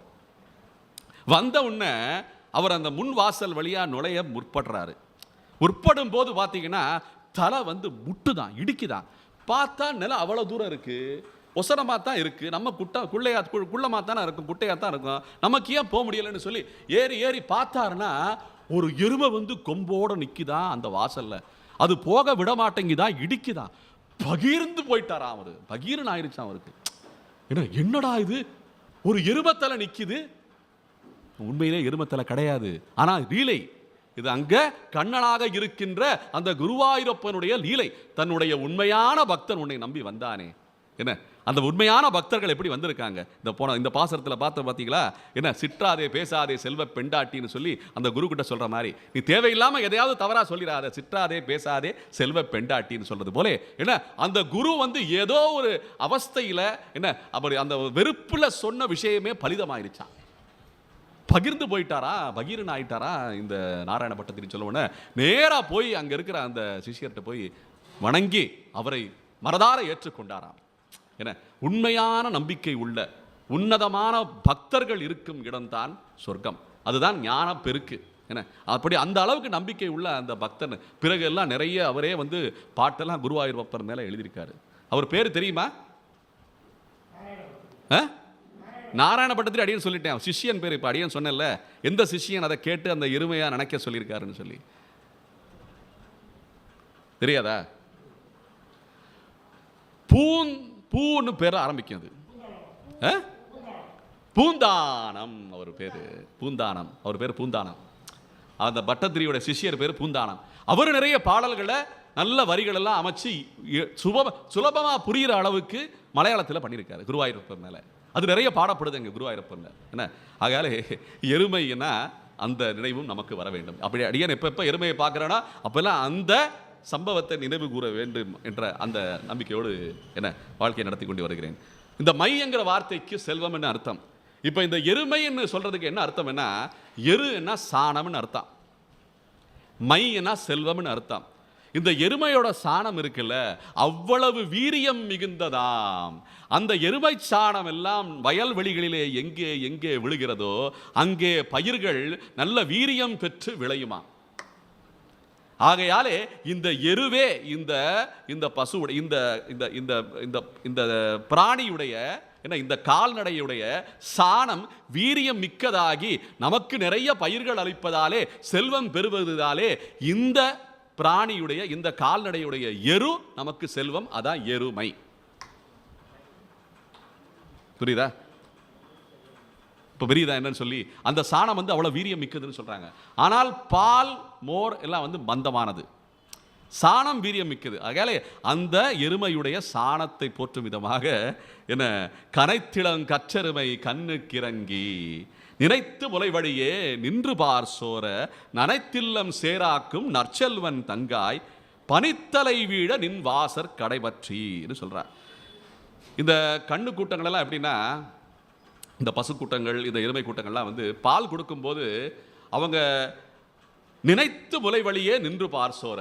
சில பசுக்களுக்கு கண்ணு வந்து இறந்து போயிடும், அந்த கண்ணு இருக்காது. அப்போ வந்து தோல்கன்றை வைத்து பால் கறப்பார்கள். என்ன அப்ப அதை நினைச்சுக்கிட்டே அது உண்மையான கன்றுதான்னு அந்த தோற்றத்தை நினைச்சுக்கிட்டே அது வந்து நம்பி பால் சுரக்குமா. என்ன அதைத்தான் இங்கே சுட்டி காட்டுகிறார்கள். நிறைய இந்த பசுவை வளர்க்கும் போது நிறைய சோதனைகள் இருக்குங்க. இப்போ நாங்கள்லாம் அனுபவிச்சுக்கிட்டு இருக்கோம். அதை எப்போ எப்படி வியாதி வரும்னு சொல்ல முடியாது. நமக்கெல்லாம் வந்து ஒரு மண்டலத்துக்கு பல வருடங்களுக்கு ஒரு தடவை கொரோனா வரும். ஏன்னா நம்ம வந்து ஒரு 30 வருஷத்துக்கு ஒரு தடவை காலரா அதுக்கு முன்னாடி வந்துச்சு சொல்கிறாங்க. அதுக்கப்புறம் என்னமோ மஞ்சள் காமாலை. இப்போ சமீபமாக வந்து 2019 இந்த கிருமி என்னமோ ஒரு பந்து மாதிரி காமிச்சாங்க. என்னன்னு தெரியல நமக்கு. என்ன அது இருக்கா இப்போவும் இல்லையா, என்ன இல்லாட்டி நமக்கு வந்து எதிர்ப்பு சக்தி கூடிருச்சா, அதெல்லாம் வந்து அடுத்து என்ன. ஆனால் அந்த மாதிரி ஒரு தொற்று வருது பார்த்தீங்களா. இந்த தொற்று வந்து நமக்கு பல வருடங்களுக்கு ஒரு தடவை அப்பப்போ வருது. தவிர இந்த பசுக்களுக்கு இருக்குல்ல பெரிய சோதனை என்னன்னா, வருடம் இப்படி தெரியாத ஒரு கிருமி வந்து தொலைகுது. அது என்ன காணன்னு சொல்கிறாங்க, என்னென்னமோலாம் வியாதி சொல்கிறாங்க, வருஷப்படுத்துகிறாங்க. அவங்க அந்த கால்நடை மருத்துவர்களுக்கு தான் அதெல்லாம் தெரியும். என்ன இப்போ இந்த மாதிரி சோதனைகள்லாம் நிறைய இருக்கும்போது கண்ணுகள் இதெல்லாம் நிறைய அவஸ்தைப்படுது தொற்றுனால. அதுபோல் நிறைய இந்த மாடு கண்ணுகள்லாம் இறக்க நேருது. இதான் நடக்கிற சம்பவங்கள். இதெல்லாம் வந்து நம்மளால் கண்டுபிடிக்க முடியல. அது ஏன்னா எப்போ நம்ம வந்து இந்த சுற்றுப்புறத்தை நல்ல என்ன ஆரோக்கியமாக கலப்பு இல்லாமல் சுத்தமாக வச்சிருக்கிறோமோ அப்போ தான் அந்த கண்டுகளுக்கு ஆரோக்கியம் என்ன நிச்சயம். இல்லைன்னா அவங்களும் அவஸ்தைப்படுறாங்க. நமக்கு வந்து பொல்யூஷன் இருக்கோ, என்ன இந்த சுற்றுப்புற சூழல் வந்து நமக்கு கெடாமல் இருந்தால் தான் நம்ம எப்படி வாழ முடியுமோ அவங்களுக்கு அது இருக்குது. காற்று வழியாக நோய் தொற்று வருதுங்க. நாம் மனிதர்கள் இருக்கோம்ல, நாம் தொட்டால் அதுக்கு நோய் வந்துடுது. நம்ம சில நேரத்தில் என்ன பண்ணுவோம், இந்த பசு மடத்தில் யாரும் உள்ளே வரக்கூடாது, என்ன ஒரு வாரத்துக்கு யாரும் உள்ளே வராதிங்க, மனிதர்களே தீட்டு அவங்களுக்கு எப்படி இருக்கும் பாருங்க. அந்த அளவுக்கு நல்ல அருமையான பசுக்கள் அதெல்லாம் வந்து என்ன அதை வந்து தொல்லை பண்ணவே கூடாது நம்ம. அப்படி இருக்கும்போது இந்த கனைத்திளம் கற்றெருமை கண்ணுக்கு இறங்கி நினைத்து முலை வழியே நின்று பார் சோர நனைத்தில்லம் சேராக்கும் நற்செல்வன் தங்காய். அப்போ அந்த அளவுக்கு பால் வளம் மிகுந்த அந்த எருமைகளையும் பசுக்களையும் வைத்திருக்கின்ற நற்செல்வன் தங்காய்னு போற்றுறாள் ஆண்டாள். இந்த நற்செல்வன் தங்காய்னு சொல்றது வந்து நந்தகோபருடைய சகோதரியை போற்றும் விதமாக அமைந்திருக்கிறது. நற்செல்வன் தங்காய்னு சொல்லும்போது இந்த கண்ணனுக்கு அத்தை முறை என்னும் சொல்லலாம். என்ன கண்ணனுக்கு அத்தை முறை என்னும் சொல்லலாம். அந்த அளவுக்கு இந்த உறவு முறைகள் எல்லாம் சொல்லி காட்டிக்கொண்டே நற்செல்வன் தங்கா என்று போற்றுகிறார்கள். பனித்தலை வீட நின் வாசர் கடை பற்றி. பனிக்காலம் நல்ல கூடியிருக்கு, தலையில் வந்து ஐஸ் கட்டி வச்சா மாதிரி குளிர் இருக்குது. இன்றைக்கி இப்போ ஒரு 2-3 நாளாக வந்து குளிர் கொஞ்சம் தூக்கிருச்சு, எல்லாமே அனுபவிச்சிருப்போம். இன்றைக்கி வெயில் கொஞ்சம் குறைஞ்சி தணிஞ்சு குளிர் கூடுது. என்ன அந்த அளவுக்கு பனித்தலை விழ நின் வாசற்கடை பற்றி சிரத்தினால் தென்னிலங்கை கோமானை செற்றன்னு ராமாயணத்தை மொத்தமாக சேர்த்து வார்த்து வச்சுட்டாங்க. இங்கே பொடி வச்சு வச்சு ஆண்டாள் இந்த பாசுரத்தை வந்து என்ன செய்து வச்சிருக்கா. ஏன்னா திறத்தினால் தென்னிலங்கை கோமானை செற்ற. இப்போ செற்றங்கிற வார்த்தை மறுபடியும் வருது. இந்த செற்றங்கிற வார்த்தை எத்தனை இடத்துல வருது பார்த்தீங்களா? என்ன போன பாசுரத்தில் செற்றார் திரளழிய சென்று செரு செய்யும். இந்த பாசுரத்தில் பார்த்தீங்கன்னா சினத்தினால் தென்னிலங்கை கோமானை செற்ற என்ன அப்படின்னு சொல்கிறான். அப்போனா சாவடிக்கிற அப்படின்னு அர்த்தம். செற்றனா செத்த. என்ன அவன் வந்து ராவணன் வந்து அவனுடைய திரர் அழிய அங்கே சென்று செரு செய்திருக்கிறான். ராவணன் அயோத்தியக்கு வரல, இவன் அங்கே போய் அவனை செற்றார் திரளழிய சென்று செரு செய்யும் தென்னிலங்கை கோமானை செற்றன்னு வருது. அந்த போன பாசுரத்துக்கும் இந்த பாசுரத்திற்கு உண்டான தொடர்பு இது எல்லாமே. அப்போ இந்த ராமச்சந்திர பிரபுவுடைய வலிமையும் ஆற்றலும் என்ன பெருமையும் பார்த்தீங்கன்னா நம்ம கொஞ்சம் கூட குறைக்கக்கூடாது. ஏன்னா சாட்சாத் பரபிரம்மே அவதாரம் எடுத்திருக்கிறான்னு சொல்லி வால்மீகியுடைய வாக்கு இது. இந்த வாக்குக்கு கொஞ்சம் குறையாமல் இருக்கணும்னா அந்த ராமனைத்தான் தூஷிக்கும் விதமாக நிறைய இங்கே வந்து நமக்கு ஓதப்பட்டிருக்கின்றன. என்ன நம்ம வந்து யாரை போற்ற வேண்டுமோ அவரை போற்றாம அவனுடைய செற்றார் திரளழிய சென்று செரு செய்த அந்த ராவணனை போற்ற ஆரம்பித்து விட்டோம். உண்மையா இல்லையா? இன்னைக்கு பெரிய பெரிய இந்த கட்சிகள் இருக்குல்ல, அவங்க வந்து உதிர்ற வாக்கே வந்து பெருமையா ராவணனை சொல்லிக்கிட்டே அவங்கள சொல்லிக்கிறாங்க. இது நிறைய பார்க்குறோமா இல்லையா? இதில் யார் நிறைய போய் அந்த குழியில் விழுறாங்கன்னா இளைஞர்கள், நம்மளுடைய மக்கள் தான், நம்மளுடைய புதல்வர்கள் புதல்விகள், இவங்க எல்லாம் போய் அதில் அந்த வலையில் போய் விழுறாங்க. விழுந்துட்டாங்க நிறைய பேர், விழுந்துட்டாங்க நிறைய பேர். இன்னைக்கு கிடையாது, கிட்டத்தட்ட ஒரு 60 வருஷமாக விழுந்துட்டாங்க, அந்த குழியில் விழுந்துட்டாங்க. அப்போ எப்படிங்க அவங்களெல்லாம் நம்ம மீட்டு கொண்டு வர்றது? என்ன உண்மையை சொல்லணும்ல. உண்மையா ராமாயணனை வரி வரியாக படிச்சிருக்காங்களா? ஒரு சந்தேகம் கேட்கணுன்னா கூட வகுப்பறையில் போய் படிச்சுட்டு சந்தேகம் கேட்டால் தான் வாத்தியார் பதில் சொல்லுவார். மொதல் நாளே போய் உட்காந்துக்கிட்டு இது என்ன அது என்னன்னு கேட்டா, டே நீ முதல்ல படிச்சிருக்கியா கேட்போமா இல்லையா? நம்ம வாத்தியார் கேட்பாரா இல்லையா? முதல்ல போய் படிச்சுட்டு வா, நான் சொன்னேன்ல வீட்டு பாடத்தை எழுதிட்டு 4 தடவை கேட்டு என்ன போய் படிச்சுட்டு வா அப்புறம் கேளுன்னு சொல்லுவோம்ல. அதுபோல் இந்த ராமாயணத்தை படித்து விட்டா இங்கே இருக்கிற மக்கள் எல்லாம் இருக்காங்க. சுலோகமாக படித்து விட்டா இது போன்ற விஷயங்கள் எல்லாம் பரப்பிக்கிட்டா எல்லாம் அறகுறை. அப்படியே நிறைய பேர்கிட்ட பேசியிருக்கேன். ஒரு மண்ணும் தெரிய மாட்டேங்குது. எது இலங்கை, எது அயோத்தியா, எது எங்கே ராவணன் பிறந்திருக்கா, எந்த மாநிலத்தில் பிறந்திருக்கா, இன்னைக்கு கணக்குக்கு என்ன ஏது ஒரு மண்ணும் தெரியாது. அவங்க எல்லாம் இன்னைக்கு வீரமாக பேசி விவேகமாக பேசுகிறோன்னு சொல்லி பல கூட்டத்தை சேர்த்துட்டாங்க. இன்னைக்கு அந்த கூட்டத்தோட எல்லாம் நம்ம வந்து மண்டி அடிக்க வேண்டியிருக்கு. இன்னைக்கு இருக்கிற உலகத்தில் சொல்கிறேன், எவ்வளோ கஷ்டமாக இருக்குது தெரியுமா?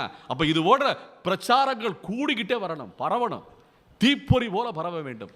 அப்போ தான் அது அடங்கும். என்ன பெருசாக பண்ணணுங்க, சிறுசாலாம் பண்ணக்கூடாது.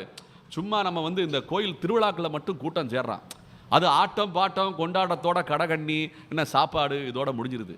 என்ன ஞானம் வந்து கூட்டுறதில்லை. என்ன அந்த ஞான பெருக்கு ஏற்பட வேண்டும். அப்போ தான் இந்த செற்றார்கள் எல்லாம் குறைவார்கள் என்பது போல இந்த ராவணனை என்ன பண்ணியிருக்கான்? ராமன் போய் அவன் இடத்துக்கு போய் அவரை ஒழிச்சிருக்கான். ராவணனுடைய சுபாவம் எப்படின்னா, அவன் யாராலையும் தோக்கெடுக்க முடியாது என்ற அந்த கர்வத்தோட ஆணவத்தோட அலைந்திருக்கிறான். உண்மையிலே சொல்ல போனால் ராவணன் வந்து நிறைய பேர் வந்து பக்தன்னு சொல்றாங்க.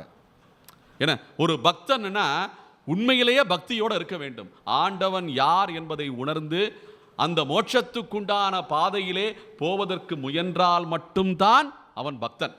என்ன இந்த உலக ஆசையை பெருக்க வேண்டும் சொல்லி ஆகாத போகாத உபதேசங்கள் எல்லாம் கொடுத்து என்ன பரிகாரங்கள் எல்லாம் செய்ய வச்சு ஏதேதோ நம்ம வந்து காரியங்களில் ஈடுபட வச்சு காமியார்த்த விஷயமாக என்ன அனுபவங்களை கொடுக்கும் விதமாக ஒருத்தர் இருக்காருன்னா அவர் பக்தன் கிடையாது. பா என்றால் இறைவன் அர்த்தம். நல்லா புரிஞ்சுக்கங்க, பக்திங்கிற வார்த்தைக்கு சொல்றேன். பானா இறைவன், அவனை நோக்கிய கதி யாருக்கு இருக்கிறதோ அதுதான் பக்தன்னு சொல்றோம், பக்தின்னு சொல்றான். ஏன்னா இந்த ஞான விஷயத்திலே பெருக்கு ஏற்பட்டு அந்த மோட்சத்துக்குண்டான பாதையை அறிந்து தர்ம வழியிலே நடந்தால் அவன் பக்தன். இவன் ராமன் என்ன பண்ணியிருக்கான்? பக்தியா பண்ணியிருக்கான். தனக்கு வேண்டியது என்ன இருக்கிறதோ அந்த ஆற்றல்களை எல்லாம் பெற்று கண்ட வரத்தை எல்லாம் கேட்டு பார்வதி மேலேயே கண்ணை வச்சுட்டானா. வரம் கொடுத்த என்ன சிவனுக்கே என்ன ஒரு நிலைமை. அப்படி இதெல்லாம் புராணத்தில் இருக்கு, இதெல்லாம் படிக்கணும் இல்லை. யாரா சொல்றாங்க சீதையை கடத்திட்டு போறது தான் ராவணன் செஞ்ச தப்பு. அதுவும் ராவணன் செஞ்ச தப்பு கிடையாது. சூர்பனக காது மூக்கு அறுத்ததால அது பழிக்கு பழி மாதிரின்னு சொல்றாங்க. அதெல்லாம் கிடையாது. ராமாயணம் சொல்லித்தரும் உண்மையான கட்டம் என்ன தெரியுமா? பெண்களுக்குண்டான உபதேசம் இது, ஆண்களுக்குண்டான உபதேசம் கிடையாது. ராமன் ஏகபத்னி விரதன்னு சொல்றோம்ல, பெண்களை வலியுறுத்தும் விதமாக அறிவுறுத்தும் விதமாக ராமாயணத்தில் இருக்கிறது. ஆண்கள் மட்டும் பிரதார என்ன ஆசை வைக்கக்கூடாதுன்னு சொல்றாங்க ராமன் இந்த கதையில், இந்த ராமாயணத்தில். பிரதார என்ன பிரதாரம்னா மற்ற மனைவிகளே ஆசைப்படக்கூடாதுன்னு சொல்றாங்க. மற்ற கணவர்களையும் ஆசைப்படக்கூடாதுன்னு சொல்லி தருவது தான் ராமாயணம். சூர்பனை செஞ்ச தவறு சீதையின் பிராணநாதனான ராமச்சந்திர பிரபு மீது ஆசை வைத்ததுதான் முதல் குற்றம். ராவணன் செஞ்சது இரண்டாவது குற்றம். பிரதாரத்தின் மீது ஆசை வைத்த ராவணன் குற்றவாளி அல்ல. முதல் குற்றவாளி யார் என்றால் அந்த சூர்பனகை தான். அவ செஞ்ச குற்றத்தினால தான் ராவணனை அழிஞ்சிருக்கான். உண்மையா இல்லையா? அப்ப பிரதார என்ன ஆசை மட்டும் கிடையாது, பிற பதி ஆசையும் கூடாதுன்னு சொல்லி தந்திருக்கா அந்த ராமாயணத்தில்.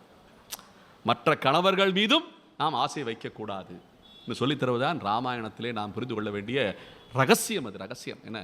அந்த அளவுக்கு ராமாயணம் இருக்கும்போது இந்த ராமாயணத்தை ஏற்றம் கூட்டி நாம் எல்லாம் சொல்லித்தர வேண்டும். ஆகையாலே இந்த பாசுரத்திலே மனத்துக்கினியானை பாடவும் நீ வாய் திறவாய்னு சொல்லி ராமனை போற்றுகிறார்கள்.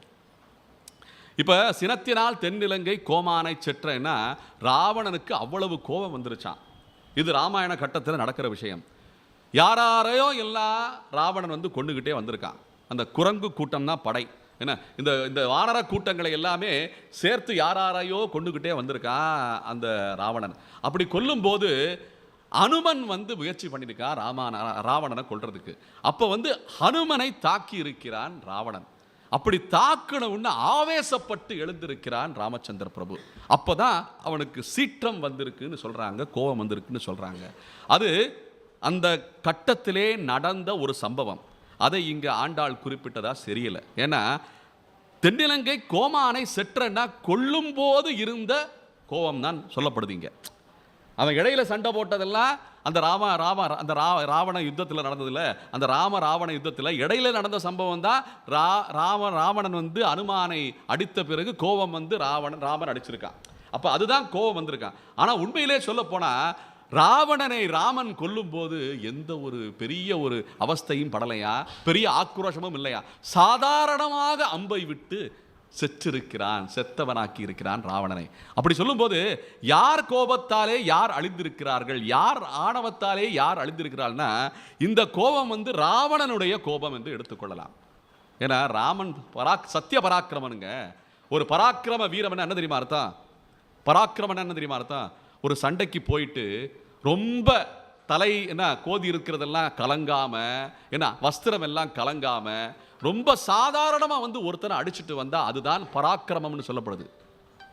என்ன நம்ம திரைப்படங்களுக்குள்ள நிறைய பார்த்துருப்போம். நம்ம என்ன அந்த கதாநாயகன் இருக்கார்ல, 100 பேரை அடிச்சுட்டு எந்த ஒரு கலங்களும் இல்லாம தலை கோதி இருக்கிறது கலங்காம, ஆடையெல்லாம் எதுவுமே கலங்காம அப்படியே நிற்பாரு. பார்த்துருக்கோமா இல்லையா? என்ன 10 பேரை பறந்து அடிச்சிருப்பாரு. நம்ம எல்லாம் அடி வாங்குறத பார்த்தீங்கன்னா அது ஒரு பயங்கரமா இருக்கும். எதையோ தூக்கிலாம் வீசியிருப்பாங்க, அடிச்சிருப்பாங்க. ஒரு சாதாரண ஒரு விரலை எடுத்து அடித்தாலே நமக்கு வலிக்குது. என்ன அப்படி இருக்கும். அவங்க எப்படி தான் பண்ணுறாங்கன்னு தெரியல. ஆனால் உண்மையிலே ராமன் அப்படி பண்ணியிருக்கான்னு சொல்கிறாங்க. ஏன்னா சத்திய பராக்கிரமன் அவன். அந்த அளவுக்கு அவன் போரில் போய் உள்ள பிரவேசம் பண்ணான்னு வச்சுக்கலேன், வீரர்களெல்லாம் அடித்து துவம்சம் பண்ணி திரும்பி நின்னா எந்த ஒரு கலங்கமும் இல்லாமல் அப்படியே நிற்பானா. பராக்கிரம வீரம் அது. அப்பேற்பட்ட வீரன் சினத்தினால் தென்னிலங்கை கோமானை கொல்லவில்லை. என்ன அவன் மனத்துக்கு இனியான். அப்ப யாருடைய சினத்தினாலே அந்த தென்னிலங்கை கோமான் செற்றான் என்றால் அவனுடைய சினத்தினாலே அவன் அழிஞ்சான். அவன் சம்பந்தமில்லாம ஆவேசப்பட்டு கோவப்பட்டு அவனே அழிந்து மாண்டு போனான் சொல்வது போல இந்த அர்த்தத்தை நாம் வேறு விதமாகவும் பிரித்து கொள்ளலாம். இந்த மனத்துக்கினியானை பாடவும் நீ வாய் திறவாய்னு சொல்லி ஆண்டாள் சொல்லும்போது இனித்தான் எழுந்திராய். இவ்வளவு கதையை சொன்னோம்ல, இனியாச்சும் எந்திரிங்களேன், ஏன் தூங்குறீங்க? என்ன கேட்கறது போல ஆண்டாள் கேட்கிறாளுங்க. இனித்தான் எழுந்திராய் ஈதென்ன பேருறக்கம் அனைத்தில்லத்தாரும் அறிந்தேலோர் எம்பாவாய். எல்லாரும் தெரிஞ்சுக்கிட்டாங்கப்பா நீ யாருன்னு, அந்த பெண் பிள்ளையை தெரிஞ்சுக்கிட்டாங்க. என்ன இந்த உலகத்திலேயே ஞானம் மிக்க பெண் பிள்ளை நீ, என்ன அப்பேற்பட்ட பெண் பிள்ளை நீன்னு சொல்லி எல்லாரும் தெரிஞ்சுக்கிட்டாங்க. நீ படுத்துக்கிட்டே ஜெயிப்ப. என்ன படுத்துக்கிட்டே ஜெயிக்கிறவங்க பார்த்துருக்கோம்ல, எந்த ஒரு கலக்கமும் இல்லாமல் அவனுக்கு எல்லாம் தெரியும். நாளைக்கு பரீட்சைன்னா இன்னைக்கு முண்டி அடித்து படிச்சுக்கிட்டு இருப்போம் நம்ம. ஏன்னா அந்த நல்லா படித்தவங்க பார்த்தீங்கன்னா எந்த ஒரு சஞ்சலமும் இல்லாமல் சங்கோஜமும் இல்லாமல் வரட்டும் பார்ப்போம், என்ன கேள்வி வேணால் கேட்கணும். அவங்க ரொம்ப தேர்ச்சி பெற்ற மாணவர்கள். என்ன அவங்கெல்லாம் கலங்கவே மாட்டாங்க. படிக்காமல் இருக்கிறவங்க தான் அவசரப்பட்டு கடைசி நேரத்தில் புஸ்தகத்தை பரடிக்கிட்டே இருப்பாங்க. என்ன அந்த ஞானம் மிகுந்த பெண்கள் எல்லாம் அசரவே மாட்டாங்க. அதுபோல் அவள் தூங்கிக்கிட்டு இருக்காங்க. வரட்டும் யா பார்ப்போம், எல்லாம் நமக்கு தெரியுமில்ல. அதான் சினத்தினால் தென்னிலங்கை கோமான செற்ற மனத்துக்கிரியானை ராமனை பூரா நமக்கு ராமாயணத்தை பூரா கேட்டுட்டு தானே உறங்கிக்கிட்டு இருக்கோம். நமக்கு என்ன பெரிய அவசரம் அப்படின்னு சொல்றது போல இந்த பெண் பிள்ளை உணர்த்தும் விதமாக இனித்தான் எழுந்திராய் ஈதென்ன பேருறக்கம் அனைத்தில்லத்தாரும் அறிந்தேலோ. உன்னுடைய பெருமை எல்லாருக்கும் தெரியும், வா நீ எழுந்து வா. இதுக்கு மேல நீ என்ன சால் ஜாபு பண்ணாத, எழுந்திரிச்சு வான்னு சொல்றது போல ஆண்டாள் அழைப்பது போல இந்த பாசுரம் அமைந்திருக்கிறது. இந்த 2 பாசுரங்கள் இன்றைய 6ஆம் நாள் 2 பாசுரங்களாக நாம் எடுத்துக்கொண்டு இதனுடைய விளக்கங்களை இத்துடன் நிறைவு செய்து கொண்டு இன்றைய நாள் பாசுரத்துக்கு நாம் பிரவேசம் செய்யலாம். நேற்று பாசுரத்தை பார்க்கும்போது ஒருத்தி மகனாய் பிறந்து ஓரிரவில் ஒருத்தி மகனாய் ஒளித்து வளர, இன்றைய இந்த 2ஆம் பாசுரத்திலே ஆழ்வாரை எழுப்பும் விதமாக, இந்த பொய்கை ஆழ்வாரை எழுப்பும் விதமாக இந்த பாசுரம் அமைந்தது முன்னோருடைய நியமனம். இந்த கனைத்திலன் கற்றருமை இந்த பாசுரத்திலே பொய்கை ஆழ்வாரை எழுப்பியது போல என்று சொல்கிறார்கள். என்ன இந்த 3 முதல் ஆழ்வார்களை எழுப்பியது இந்த 3 பாசுரத்துக்கு பொருத்தம் என்று சொல்லப்படுகிறது. இப்போ இன்றைய பாசுரம் சேவிக்கலாம். மாலே மணிவண்ணா மார்கழி நீராடுவான் மேலையார் செய்வனகள் வேண்டுவன கேட்டியேல், மேலையார் செய்வனகள் வேண்டுவன கேட்டியேல், ஞாலத்தை எல்லாம் நடுங்க முரல்வன பாலண்ண வண்ணத்துன் பாஞ்சஜன்னியமே போல்வன சங்கங்கள் போய்ப்பாடுடையனவே சார பெரும்பறையே பல்லாண்டிசை பாரே கோல விளக்கே கொடியே விதானமே ஆலின்கிளையாய் அருளேலோரம் பாவாய் சொல்லி இன்றைய பாசுரத்தினுடைய அந்த விழிப்பு. இப்போ ஆண்டாளுடைய பாசுரத்தின் கிரமப்படி என்ன நீரை போற்றிய ஆண்டாள், இந்த பொழுது புலர்வதை போற்றிக் கொண்டே வந்த ஆண்டாள், சிநேகிதிகளை எல்லாம் பாகவதர்களை எல்லாம் எழுப்பிக் கொண்டே வந்த ஆண்டாள், என்ன அங்கே இருக்கிற ஆயர்பாடியிலே இருக்கின்ற கோகுலத்திலே இருக்கின்ற அந்த ஆயர் குலத்து தலைவனை எழுப்பு முன்னால் என்ன வாயில் காப்பான் கோயில் காப்பான், அப்புறம் என்ன அந்த கோகுலத்தில் இருக்கிற நந்தகோபன், அப்புறம் யசோதா பிராட்டின்னு எழுப்பிக் கொண்டே முறையாக பலராமனை எழுப்பிக் கொண்டு கண்ணனை எழுப்பிக் கொண்டு கண்ணன் எழுந்து ஆசனத்திலே அமர்ந்திருந்து என்ன அவனை போற்றும் விதமாக போற்றி பாடி அந்த கண்ணனை அவனுடைய வரலாற்றை அவனுக்கே சொல்லி ஒருத்தி மகனாய் பிறந்து ஓரிரவில் ஒருத்தி மகனாய் ஒளித்தி வளர அப்படின்னு சொல்லி அந்த நிகழ்வுகளை எல்லாம் கம்சனை எப்படி துவம்சம் செய்தானோ கண்ணன், அதையெல்லாம் சொல்லி காட்டிக்கொண்டே இன்றைய பாசுரத்தை போற்றும் விதமாக ஆண்டாள் வைத்திருக்கிறாள். மாலே மணிவண்ணான்னு சொல்லியிருக்கிறாள். இந்த மால் என்கிற வார்த்தைக்கு நிறைய பேர் நீங்க விளக்கம் கேட்டிருக்கீங்களா? மால் என்ன தெரியுமா அர்த்தம்? மயக்கம்னு சொல்றாரு நம்ம பாவா. என்ன வேற ஏதாவது அர்த்தம் தெரியுமா? திருமால் மாலுங்கிற வார்த்தைக்கு அர்த்தம், மாலுங்கிற வார்த்தைக்கு அர்த்தம் தெரியுமா? மயக்கம்ங்கிற வார்த்தை அர்த்தம் கொஞ்சம் சேர்ந்து வருது. உண்மையான அர்த்தம் என்னன்னா பைத்தியம்னு அர்த்தம், பித்தம்னு அர்த்தம். அதான் மால், புரியுதா? மால்னா பைத்தியம்னு அர்த்தம். அப்ப திருமாலுக்கு என்னடா பைத்தியம்னு வச்சிருக்காங்கன்னா, அவர் அந்த மால் மகாலட்சுமி மேலே பித்தம் பிடித்தவராக இருக்கிறார். மகாலட்சுமி தாயார் என்ன சொன்னாலும் எதையுமே தட்டாம பெருமாள் கேட்பாராம். என்ன தாயாருடைய போற்றும் விதமாக இந்த திருமால்னு சொல்லப்படுகிறது. ஆகையாலே இந்த திருவாக இருக்கின்ற ஆண்டாள் பூமி பிராட்டி என்ன ஆண்டாள் பிராட்டி என்ன சொல்றா, மாலேன்னு சொல்றா. ஏன்னா அவ தானே சொல்றா, அதனால அவளை வந்து மால்னு கூப்பிடலாம். என்ன திருமாலே மணிவண்ணான்னு சொல்லலை, மாலே மணிவண்ணான்னு சொல்றா. ஏன்னா அவ தான் திருவுக்கும் திருவான என்ன இந்த மாலை போற்றுகிறாள். மாலே மணிவண்ணான்னா பக்தர்கள் மேலே பித்தாக இருக்கின்ற அந்த திருமால்னு அர்த்தம். பக்தர்கள் எங்கெங்கே இருக்கிறாங்களோ அவங்களெல்லாம் வைகுண்டத்திலிருந்து ஒரு சின்ன கண்ணாடி என்ன அந்த லென்ஸை வச்சு தேடிக்கிட்டே இருப்பாராம். ஏன்னா எங்கெங்கே கோஷ்டி சேர்றாங்க. அப்போ மதுரையில் கீதாபவனத்தில் இத்தனை பேர் உட்காந்து ஆண்டாள் பாசுரத்தை கேட்டுக்கிட்டு இருக்காங்க, அவங்களுக்கு ஜெயம் உண்டாகட்டும். எப்படி மாலே மணிவண்ணா மார்கழி நீராடுவான் அப்படின்னு சொல்கிறான். இப்போ இந்த மார்கழி நீராடுவான்னு மறுபடியும் சொல்கிறாங்க. என்னங்க அடிக்கடி இந்த நீராடுவான்னு நினச்சி அதான் அந்த பெண் பிள்ளைகளையா எழுப்பி என்ன அங்கே இருக்கிற யமுனை கரைக்கு போய் நீராடி விட்டு பாவை விரதம் எல்லாம் பூஜையெல்லாம் முடிச்சுட்டு தானே இந்த மாதவனை எழுப்பதுக்கு வந்திருக்கா.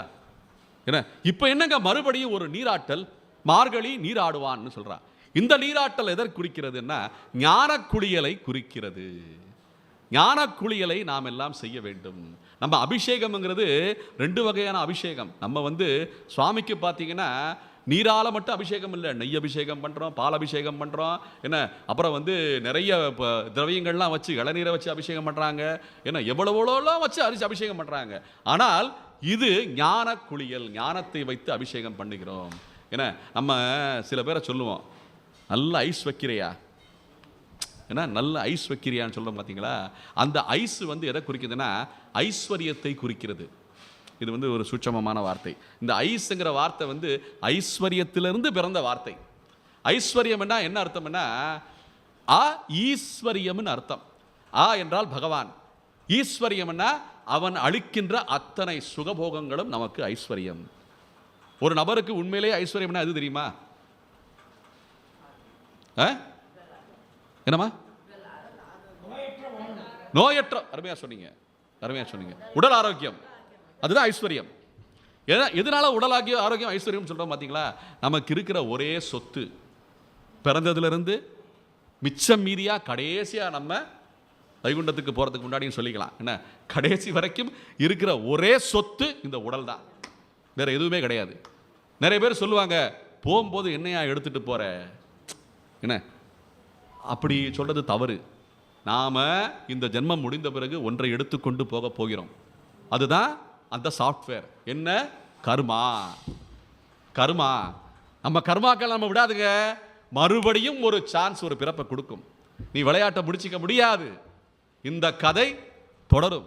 சீரியல் மட்டும் கிடையாது, எல்லாமே தொடரும் தான். இனிமே என்ன எல்லாமே தொடர்ந்துகிட்டே இருக்கும். அப்ப சாதாரணமா இந்த ஜென்மாவை முடிக்கிறதுக்குண்டான வாய்ப்பே இல்லை ராஜா, வாய்ப்பே இல்லை. மெகா மெகா கெகா கெகா தொடர்றதெல்லாம் வந்து என்ன அப்படி இருக்கும்போது என்ன இந்த மாலே மணிவண்ணா மார்கழி நீராடுவான். இந்த ஞானத்தை நீங்கள் நீராட்டமாக செய்து கொள்ளுங்கள், உங்களுக்கு இருக்கிற வாய்ப்பு கிட்டும். என்ன நல்ல வாய்ப்பு கிட்டும் சொல்றது போலே மாலே மணிவண்ணா மார்கழி நீராடுவான், மேலையார் செய்வனகள் வேண்டுவன கேட்டியேல்னு சொல்லி ஆண்டாள் இங்கே சொல்லியிருக்கா. ஞானத்தை எல்லாம் நடுங்க முரல்வன பாலன்ன வண்ணத்துன் பாஞ்ச ஜன்னியமே.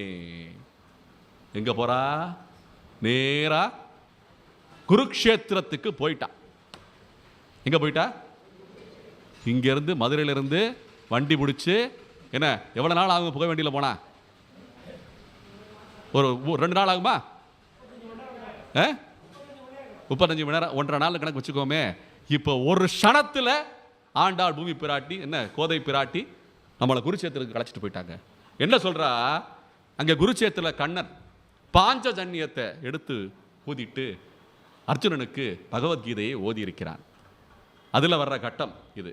என்ன 4ஆம் அத்தியாயத்திலே சாதுர்வர்ணியம் மயா சிருஷ்டம் குண கர்ம விபாகசக தஸ்ய கர்த்தாரம் மைமாம் வித்ய கர்த்தாரம் மவ்யயம்னு சொல்றாரு. இந்த சாதுர் வர்ணம் அடியேன் தான், நான் தான் சிருஷ்டி பண்ணியிருக்கேன், அவன் தான் சிருஷ்டி பண்ணியிருக்கேன்னு சொல்லி பிரகடனம் செய்கிறான். இந்த சாதுர் வர்ணியம் மயா சிருஷ்டத்தை பற்றி அடியேன் ஏற்கனவே பேசியிருக்கேன். என்ன சொன்னேன்? ஒரு நபருக்குள்ளேயே இந்த 4 வர்ணமும் இருக்கின்றதுன்னு சொல்லியிருக்கேன். இன்னொரு விஷயமாவும் சொல்றேன். அது ஒரு குழுக்குள்ளேயும் இருக்குங்க. நம்ம அரசன் தனி, என்ன அப்புறம் பிராமணன் தனி, வியாபாரி தனி, வேலை பார்க்குறவன் தனின்னு பிரித்து வச்சிருக்கோம்ல, அப்படி கிடையாது. ஒரு குழுக்குள்ளேயே, இப்போ உதாரணத்துக்கு இந்த குப்பை அள்ளுறாங்க பார்த்தீங்களா? இந்த குப்பை அள்ளுற குழுக்குள்ளேயே ஒரு அரசன் இருப்பான், ஒரு தலைவர் இருப்பான். இந்த குப்பை அள்ள குழுக்குள்ளேயே ஒரு வியாபாரி இருப்பான். என்ன அந்த குப்பை அள்ளுறதுக்கு வேண்டிய சாமான்கள்லாம் சேர்க்கணும் பார்த்தீங்களா? அதை ஒருத்தன் பொறுப்பேற்றுப்பாங்க, அவன் வியாபாரி. என்ன அவங்க பலரோடெல்லாம் தொடர்பு கொண்டு என்ன அந்த வணிகம் எல்லாம் செஞ்சு அந்த பொருட்களை எல்லாம் ஈட்டி அந்த குழுக்கு கொடுத்துக்கிட்டு இருப்பார் வியாபாரி. இன்னும் ஒருத்தர் இருப்பார், வேலை பார்க்குற ஆளுங்க.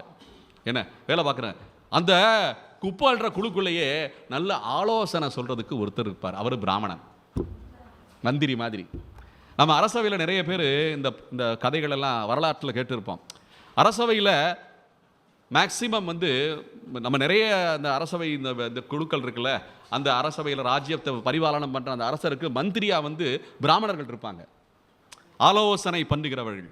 ராமச்சந்திர பிரபு ஆண்ட அயோத்தியிலே தசரத சக்கரவர்த்தி அவர்கள் முன்னோர்கள் அனைவர்களுக்கும், அந்த அத்துணை அரசர்களுக்கும் எத்தனை தலைமுறை 30-40ன்னு சொல்றாங்க பார்த்தீங்களா, அந்த தலைமுறை தலையெடுத்த தலை கட்டிய அரசர்களுக்கு எல்லாமே குருவாக இருந்தவர் யார்?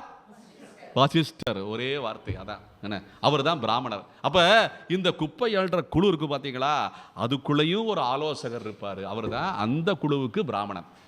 அப்ப வர்ணாசிரமத்தில் மைக்ரோ லெவல்ல இருந்து மேக்ரோ லெவல் வரைக்கும் சர்வ வியாபியாக இந்த பகவான் சிருஷ்டித்த அந்த சிருஷ்டம் வேலை பார்க்கிறது.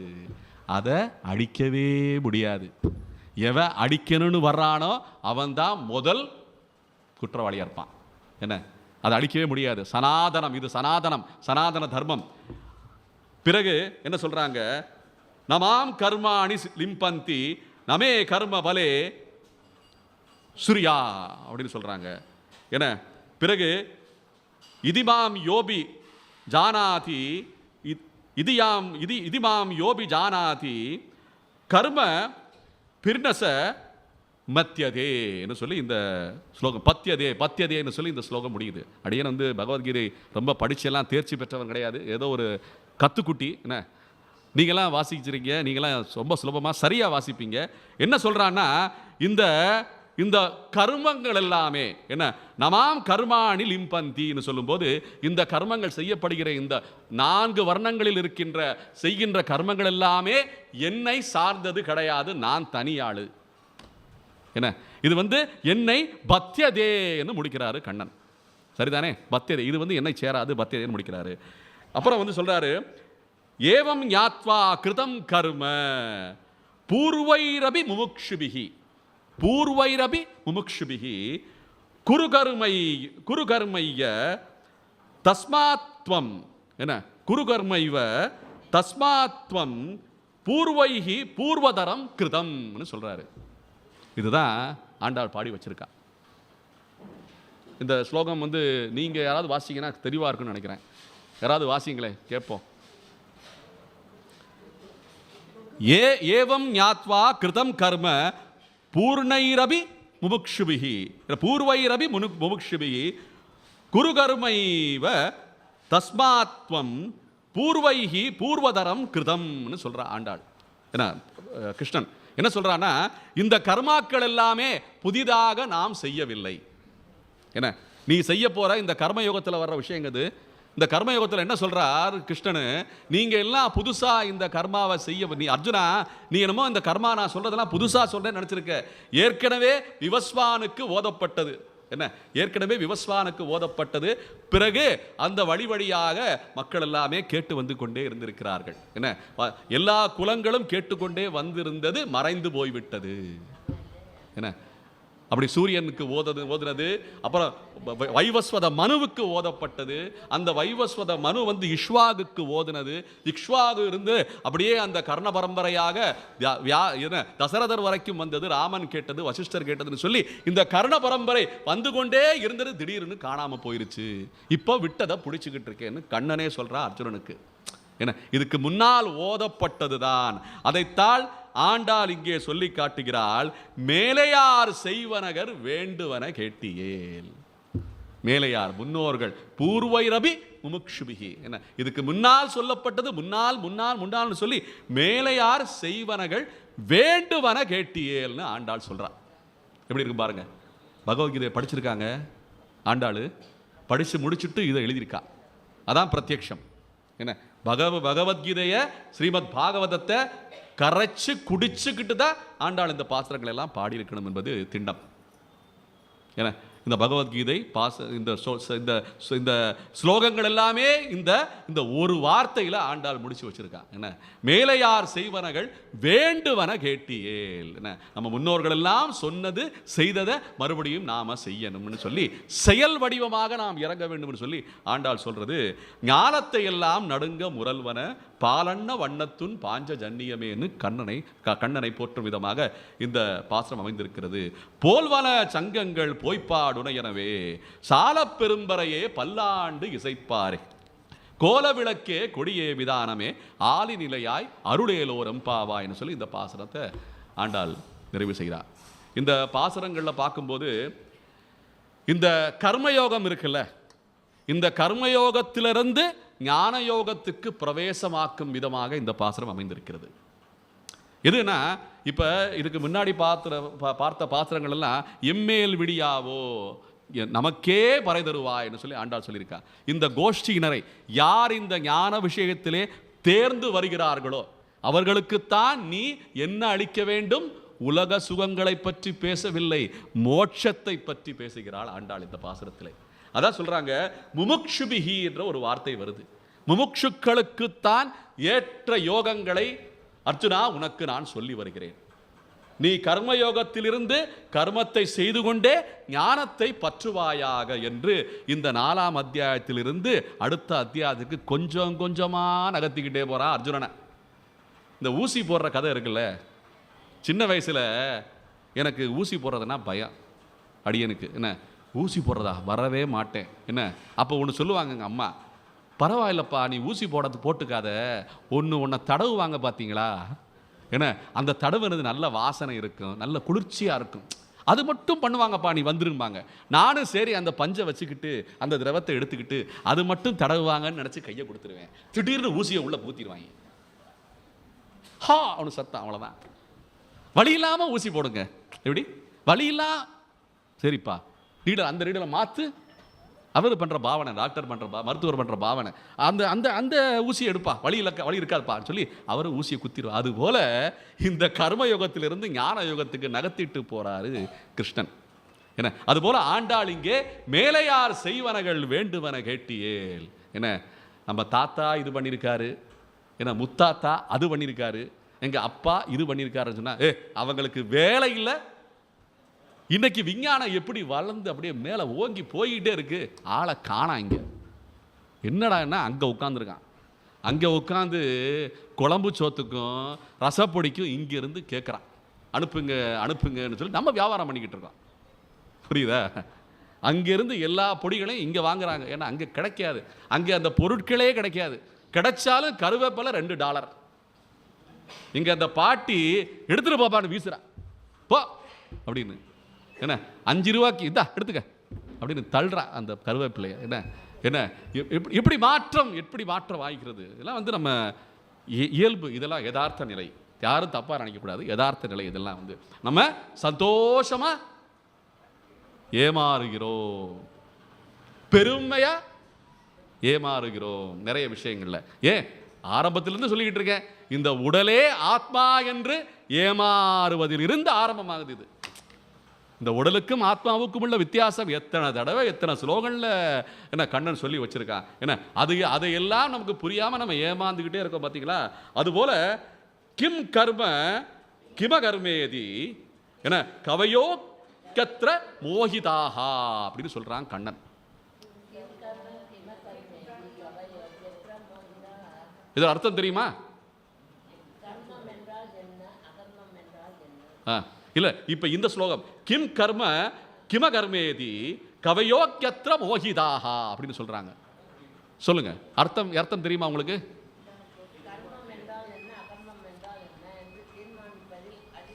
அர்த்தம். அதான் விஷயம். இதில் என்ன காரணம், இது என்ன சொல்லி வச்சிருக்காங்கன்னா, கண்ணன் வந்து பல பண்டிதர்களும் கவயோக்கியத்திர கவிகளை எல்லாம் செய்த, நம்ம ஊர்ல இருக்கிற இந்த சினிமா பட கவிகளை சொல்லல அவரு.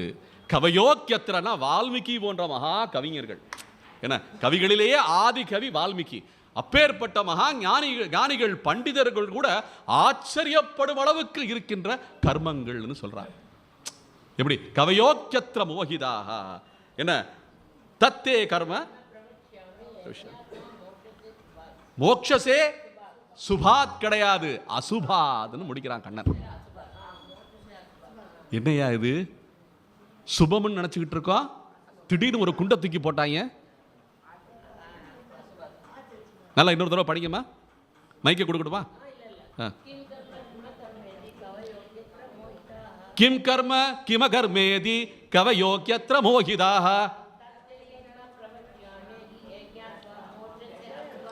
தத்தே கர்ம மோக்ஷ்யஸ்யாம் யக்ஞாத்வா மோக்ஷசே அசுபா. என்னடா அது, குண்டை தூக்கி போட்டா? இங்கிருந்து நேரா நம்ம இரண்டாம் பாசுரத்துக்கு செல்ல வேண்டும். வையத்து வாழ்வீர்கள் நாமும் நம் பாவைக்கு செய்யும் கிரீசைகள் கேளீரோ, பார்க்கடலுள் பையத்துயின்ற பரமனடிபாடி மாலே மணிவண்ணா பரமனடிபாடி நெய்யுண்ணோம் பாலுண்ணோம். என்னடா அது, நெய் பால் இதெல்லாம் தான் வேணும்னு சொல்லி இத்தனை பசு கூட்டங்களையும், என்ன இத்தனை கோகுலத்தில் என்ன தயிர் கடைகிறது, மோர் எடுக்கிறது, நெய் செய்கிறது, வியாபாரம் பண்ணுறது எல்லாம் சொல்லிக்கிட்டே வந்த ஆண்டாள் திடீர்னு பார்த்தீங்கன்னா நெய்யுண்ணோம் பாலுண்ணோம் முதல் சொல்லி வச்சிருக்கான்னா, இந்த உலகப்பற்றை அறுக்க வேண்டும் சொல்லி ஆண்டாள் சொல்றாங்க. கண்ணன் சொன்னதைத்தான், பகவத்கீதையில் சொன்னதைத்தான், மோட்சத்துக்குண்டான தயார் நிலையை அடை, விட்டுரு, இந்த உலகமே நரகம் சொல்லுவது போல அசுபம் சொல்லி கண்ணன் சொல்லியிருக்கான். இதெல்லாம் எப்படிங்க நம்மளால ஏற்றுக்க முடியுதா? யதார்த்த நிலையில் இருக்கிற நம்ம இப்போ அடுத்த என்ன இந்த உபன்யாசம் முடிஞ்ச உடனே, என்ன இந்த சொற்பொழி முடிஞ்ச உடனே நம்ம நல்ல ஒரு ஆகாரத்தை எடுத்துக்க போகிறோம். என்ன இந்த உலக பற்று, என்ன இந்த பசிக்க போகுது, எப்படிங்க இதெல்லாம் விட முடியும்? நம்மளால் விட முடியாதுங்க. சத்தியமாக சொல்கிறேன், நமக்கு இந்த பற்றை அறுக்கிறதுக்கு உண்டான சக்தி துளியும் கிடையாது. ஒட்டி உரசி நகத்தோட சதை ஒட்டி இருக்கு பார்த்தீங்களா, அதுபோல ஒட்டி கிடக்கிறோம் இந்த பத்தாத்மாக்களாக. முக்தாத்மாக்கள்லாம் கிடையாது, பத்மாத்மாக்கள். என்ன, அதான் இந்த பற்றோட நாம எல்லாம் வாழ்ந்துகிட்டு இருக்கோம். என்னதான் போய் குருவோட உபதேசம் கிடைச்சாலும், என்னதான் நம்ம என்ன அடையாளத்தை வச்சுக்கிட்டாலும், என்ன தோற்றத்தை வச்சுக்கிட்டாலும், ஒரே வழிதான் சரணாகதி. என்ன, சரணாகதி அடைகிற தவிர வேற வழியே கிடையாது. அந்த ஆச்சாரியருடைய திருவடியை பற்றி, என்ன அவர்களுடைய உபதேசத்தை பெற்று, அவர்களுடைய தீட்சையை பெற்று, ஆச்சாரிய பெருமக்களுடைய என்ன வழிகாட்டுதலின்படி நாம் வாழ்ந்தால் மட்டும்தான் இந்த பற்று அறுக்கப்படும். வேற வழியே கிடையாது. மாலே மணிவண்ணா மார்கழி நீராடுவான். ஞானத்தை எல்லாம் பெற்றுட்டோம். என்ன, இது வலதுபுறம் போறதா இடதுபுறம் போறதா எல்லாமே தெரியும். ஊசி போட்டுக்கணும்ல, என்ன ஊசி போட வைக்கிறான் கண்ணன் ஆண்டாள். என்ன இது போல ஞானத்தை எல்லாம் முதல்ல புரிஞ்சுக்குங்க. இப்படியெல்லாம் மோட்சம்னு ஒன்று இருக்கு. அப்படின்னா மோட்சம்னா என்ன அப்படின்னா, சில பேர் இருக்காங்க, இந்த மோட்சம்னா எப்படி கிடைக்கும்னு சொல்லி அவங்களுடைய குருமார்கள் சொல்லியிருக்காங்கன்னா, நீ உன்னுடைய கர்மாவையெல்லாம் கழிக்கும் முறை எது என்றால், நல்ல சுட்டெரிக்கின்ற வெயில் காலத்திலே என்ன சில பாறைகள் எல்லாம் இருக்கும் பார்த்தீங்களா, சின்ன சின்ன குன்றுகள். என்ன நம்ம இந்த திருப்பரங்குன்றம் இருக்குது, அப்புறம் ஆனமலை இருக்குது, இது போல் நாகமலை, அந்த பக்கம்லாம் நிறைய சின்ன சின்ன குன்றுகள், பசுமலை. இந்த குன்றுகளில் இருக்கிற பாறைகள் இருக்குல்ல, கொஞ்சம் பெருசாக சில இடங்களில் உள்ள குகை மாதிரி இருக்கும். அங்கே போய் நல்ல வெயில் பொசுக்கி எடுக்கிற அந்த வெயிலில் போய் அங்கே ஆடை எதுவும் இல்லாமல் அப்படியே போய் படுத்து கிடக்கணுமா. அப்படி படுத்தா கர்மா போயிடும்னு சில உபதேசங்கள் இருக்குது. தெரியுமா, கேள்விப்பட்டிருக்கீங்களா நீங்கள்? இந்த வாரிங்க, அவர் யோகம்ங்கிறார். அதை என்ன அதை போய் நம்மளை பண்ண சொன்னா நம்ம பண்ண முடியுமா? செருப்பு இல்லாமல் நடந்து போனாலே ஹாங்கிறோம் நம்ம. என்ன அந்த அளவுக்கு தான் நமக்கு சக்தி. என்ன அந்த மாதிரி எல்லாம் சில சம்பிரதாயங்கள் இருக்கு. அதையெல்லாம் கண்ண நீங்க சொல்லலை. என்ன நீ நல்லா படிச்சுட்டு தினம் தினம் நானே கதின்னு நீயே கடை. என்ன மாலே மணிவண்ணா மார்கழி நீராடுவான். என்ன என்னையே கதி என்று நீ கடந்தால் உனக்கு மோட்சத்துக்குண்டான மார்க்கத்தை நானே பிரகாசப்படுத்தி அந்த மோட்சம் கொடுக்கிறதுக்கு யாரு அதிகாரின்னா கண்ணன் மட்டும்தான் அதிகாரி, வேற யாருமே கிடையாது. சிவபெருமானே சொல்லியிருக்காரு, என்ன உனக்கு எது வேணுமோ அது அந்தந்த தெய்வத்துக்கிட்ட தான் கிடைக்கும். ஆனால் மோட்சம் வேண்டும் என்றால் சங்கராச்சாரியார்கிட்ட சொல்லியிருக்காரு, நீ வந்து ஜனார்தனனை போய் அடைன்னு சொல்லியிருக்காரு. ஜனார்தனன் சாமி எங்க இருந்தா இருக்காரு? என்ன ஜனார்தனன்னா யாருன்னு அர்த்தம் தெரியுமா? ஜனார்தனன்னா அந்த வார்த்தைக்கு பொருள் தெரியுமா? ஜனங்களுக்கு கிடையாது. ஜனார்தனன் அர்த்தம் பண்ணுறா, ஜனம்னா ஜென்மான்னு அர்த்தம். அர்த்தநாரீஸ்வரர்னு சிவபெருமான சொல்லுவோம். ஏன் சொல்றேன்னா, பாதி என்ன அந்த பெண்ணு பாதி ஆண். அந்த ஆண் என்ற அந்த இதை அறுத்து ரெண்டாக்கி இருக்கிறதுனாலே அர்த்த என்று பொருள். என்ன புரியுதா? அர்த்தம்னா பாதி, அறுப்பதுன்னு அர்த்தம். அதான் அர்த்த என்ன, அதான் அறுத்தல் சொல்லி தமிழ்ல சொல்றாங்க. புரியுதா? ஹத்த பாத்தீங்களா? சௌராஷ்டிரா எப்படி பாத்தீங்களா?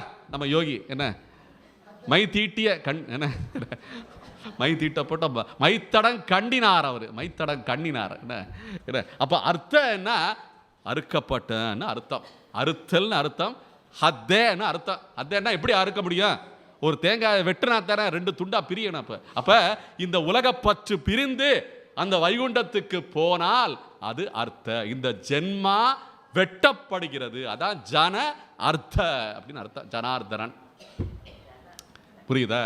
என்ன ஜனார்தனன் அதான் அர்த்தம். அப்ப இந்த கர்மாவை வெட்டக்கூடிய ஆற்றல் மிக்க ஜனார்தனன், அவனை போய் நீ பணிவாயாக சொல்லி சிவபெருமானே தவம் செஞ்சு வரம் பெற வந்த அந்த சங்கராச்சாரியாருக்கு கூறியதுனாலே கோவிந்தா அப்படின்னு சொல்லி பாடியிருக்காரு சங்கராச்சாரியார். பஜ கோவிந்தம் பஜ கோவிந்தம் கோவிந்தம் பஜ மூடமதே அப்படின்னு சொல்லி பாடி வச்சிருக்காரா இல்லையா? அப்ப ஜனார்தனன் மட்டும்தான் அதை அறுக்க வல்லவன் சொல்லி இந்த இந்த பகவத்கீதையில் இருக்கிற ஸ்லோகங்களை படிச்சு ஆண்டாள் இந்த பாசுரத்தை முடிச்சு வச்சிருக்கா. என்ன முதல் 2வது பாசுரத்திலிருந்து இன்னைக்கு நம்ம அனுபவிக்கிற இந்த பாசுரம் வரைக்கும் பார்த்தீங்கன்னா அவ்வளவு நேர்த்தியாக ஒவ்வொன்றையாக கோர்த்து வைத்திருக்கிறாள். இன்றைய 26ஆம் பாசுரத்திலே நாளைக்கு நம்ம மறுபடியும் நெய்யுண்ணோம் பாலுண்ணோம்னு சொல்லி வச்சதை முழங்கை வழிவார, என்னடா மாத்தி மாத்தி பேசுறா ஆண்டாள், உலகப்பற்ற அறுக்கணும்னு சொல்றா ஒரு பறவை, ஒரு பக்கம் பார்த்தீங்கன்னா முழங்கை வழிவார மூட நெய் பெய்து நாளைக்கு என்ன அக்கார வடிசல் அப்படியே வீடுகளில் அப்படியே என்ன பாத்திரமா கிடைக்கும். கோயில்கள்லாம் நிறைய செய்ய ஆரம்பிச்சிட்டாங்க. இப்போ அக்கார வடிசல்லாம் ஒரு காலத்தில் என்னன்னே தெரியாது. என்னமோ பால்கோவா என்னமோ இந்த சக்கரை பொங்கல் தான் அந்த அளவுக்கு தான் அனுபவம் இருந்தது. இன்னைக்கு பார்த்தீங்கன்னா டெக்னாலஜிலாம் கூடிருச்சு, எல்லாரும் கற்றுக்கிட்டாங்க. அக்காராடிசில் அடியன் போய் ஒரே ஒரு தடவை சாப்பிட்டது எங்கன்னா ஸ்ரீரங்கத்தில் ஒரு உபநயனத்துக்கு அப்போ போயிருந்தேன். அங்கே இருக்கிற ஐயங்கார் வீட்டுக்காரங்க உபநயனம் கூப்பிட்டுருந்தாங்க, அடியான் அழைச்சிருந்தாங்க, போயிருந்தேன். அப்போ அந்த கோலை வச்சாங்க. கோலை வச்சா தண்ணி சேர்ப்பாங்க, தண்ணியை தீர்த்தம் சேர்ப்பாங்க, தீர்த்தம் சாப்பிடுவோம். அவங்க 2 கோலை வச்சுட்டாங்க. என்னடா 2 கோலை வைக்கிறாங்களே, என்ன உபசரிப்பு, ஆனந்தமாக இருந்தது. பரவாயில்ல என்ன ஒரு இதில் பாயாசம் ஊற்ற போகிறாங்கன்னு பார்த்தா ஒன்றை ஊற்றுனாங்க.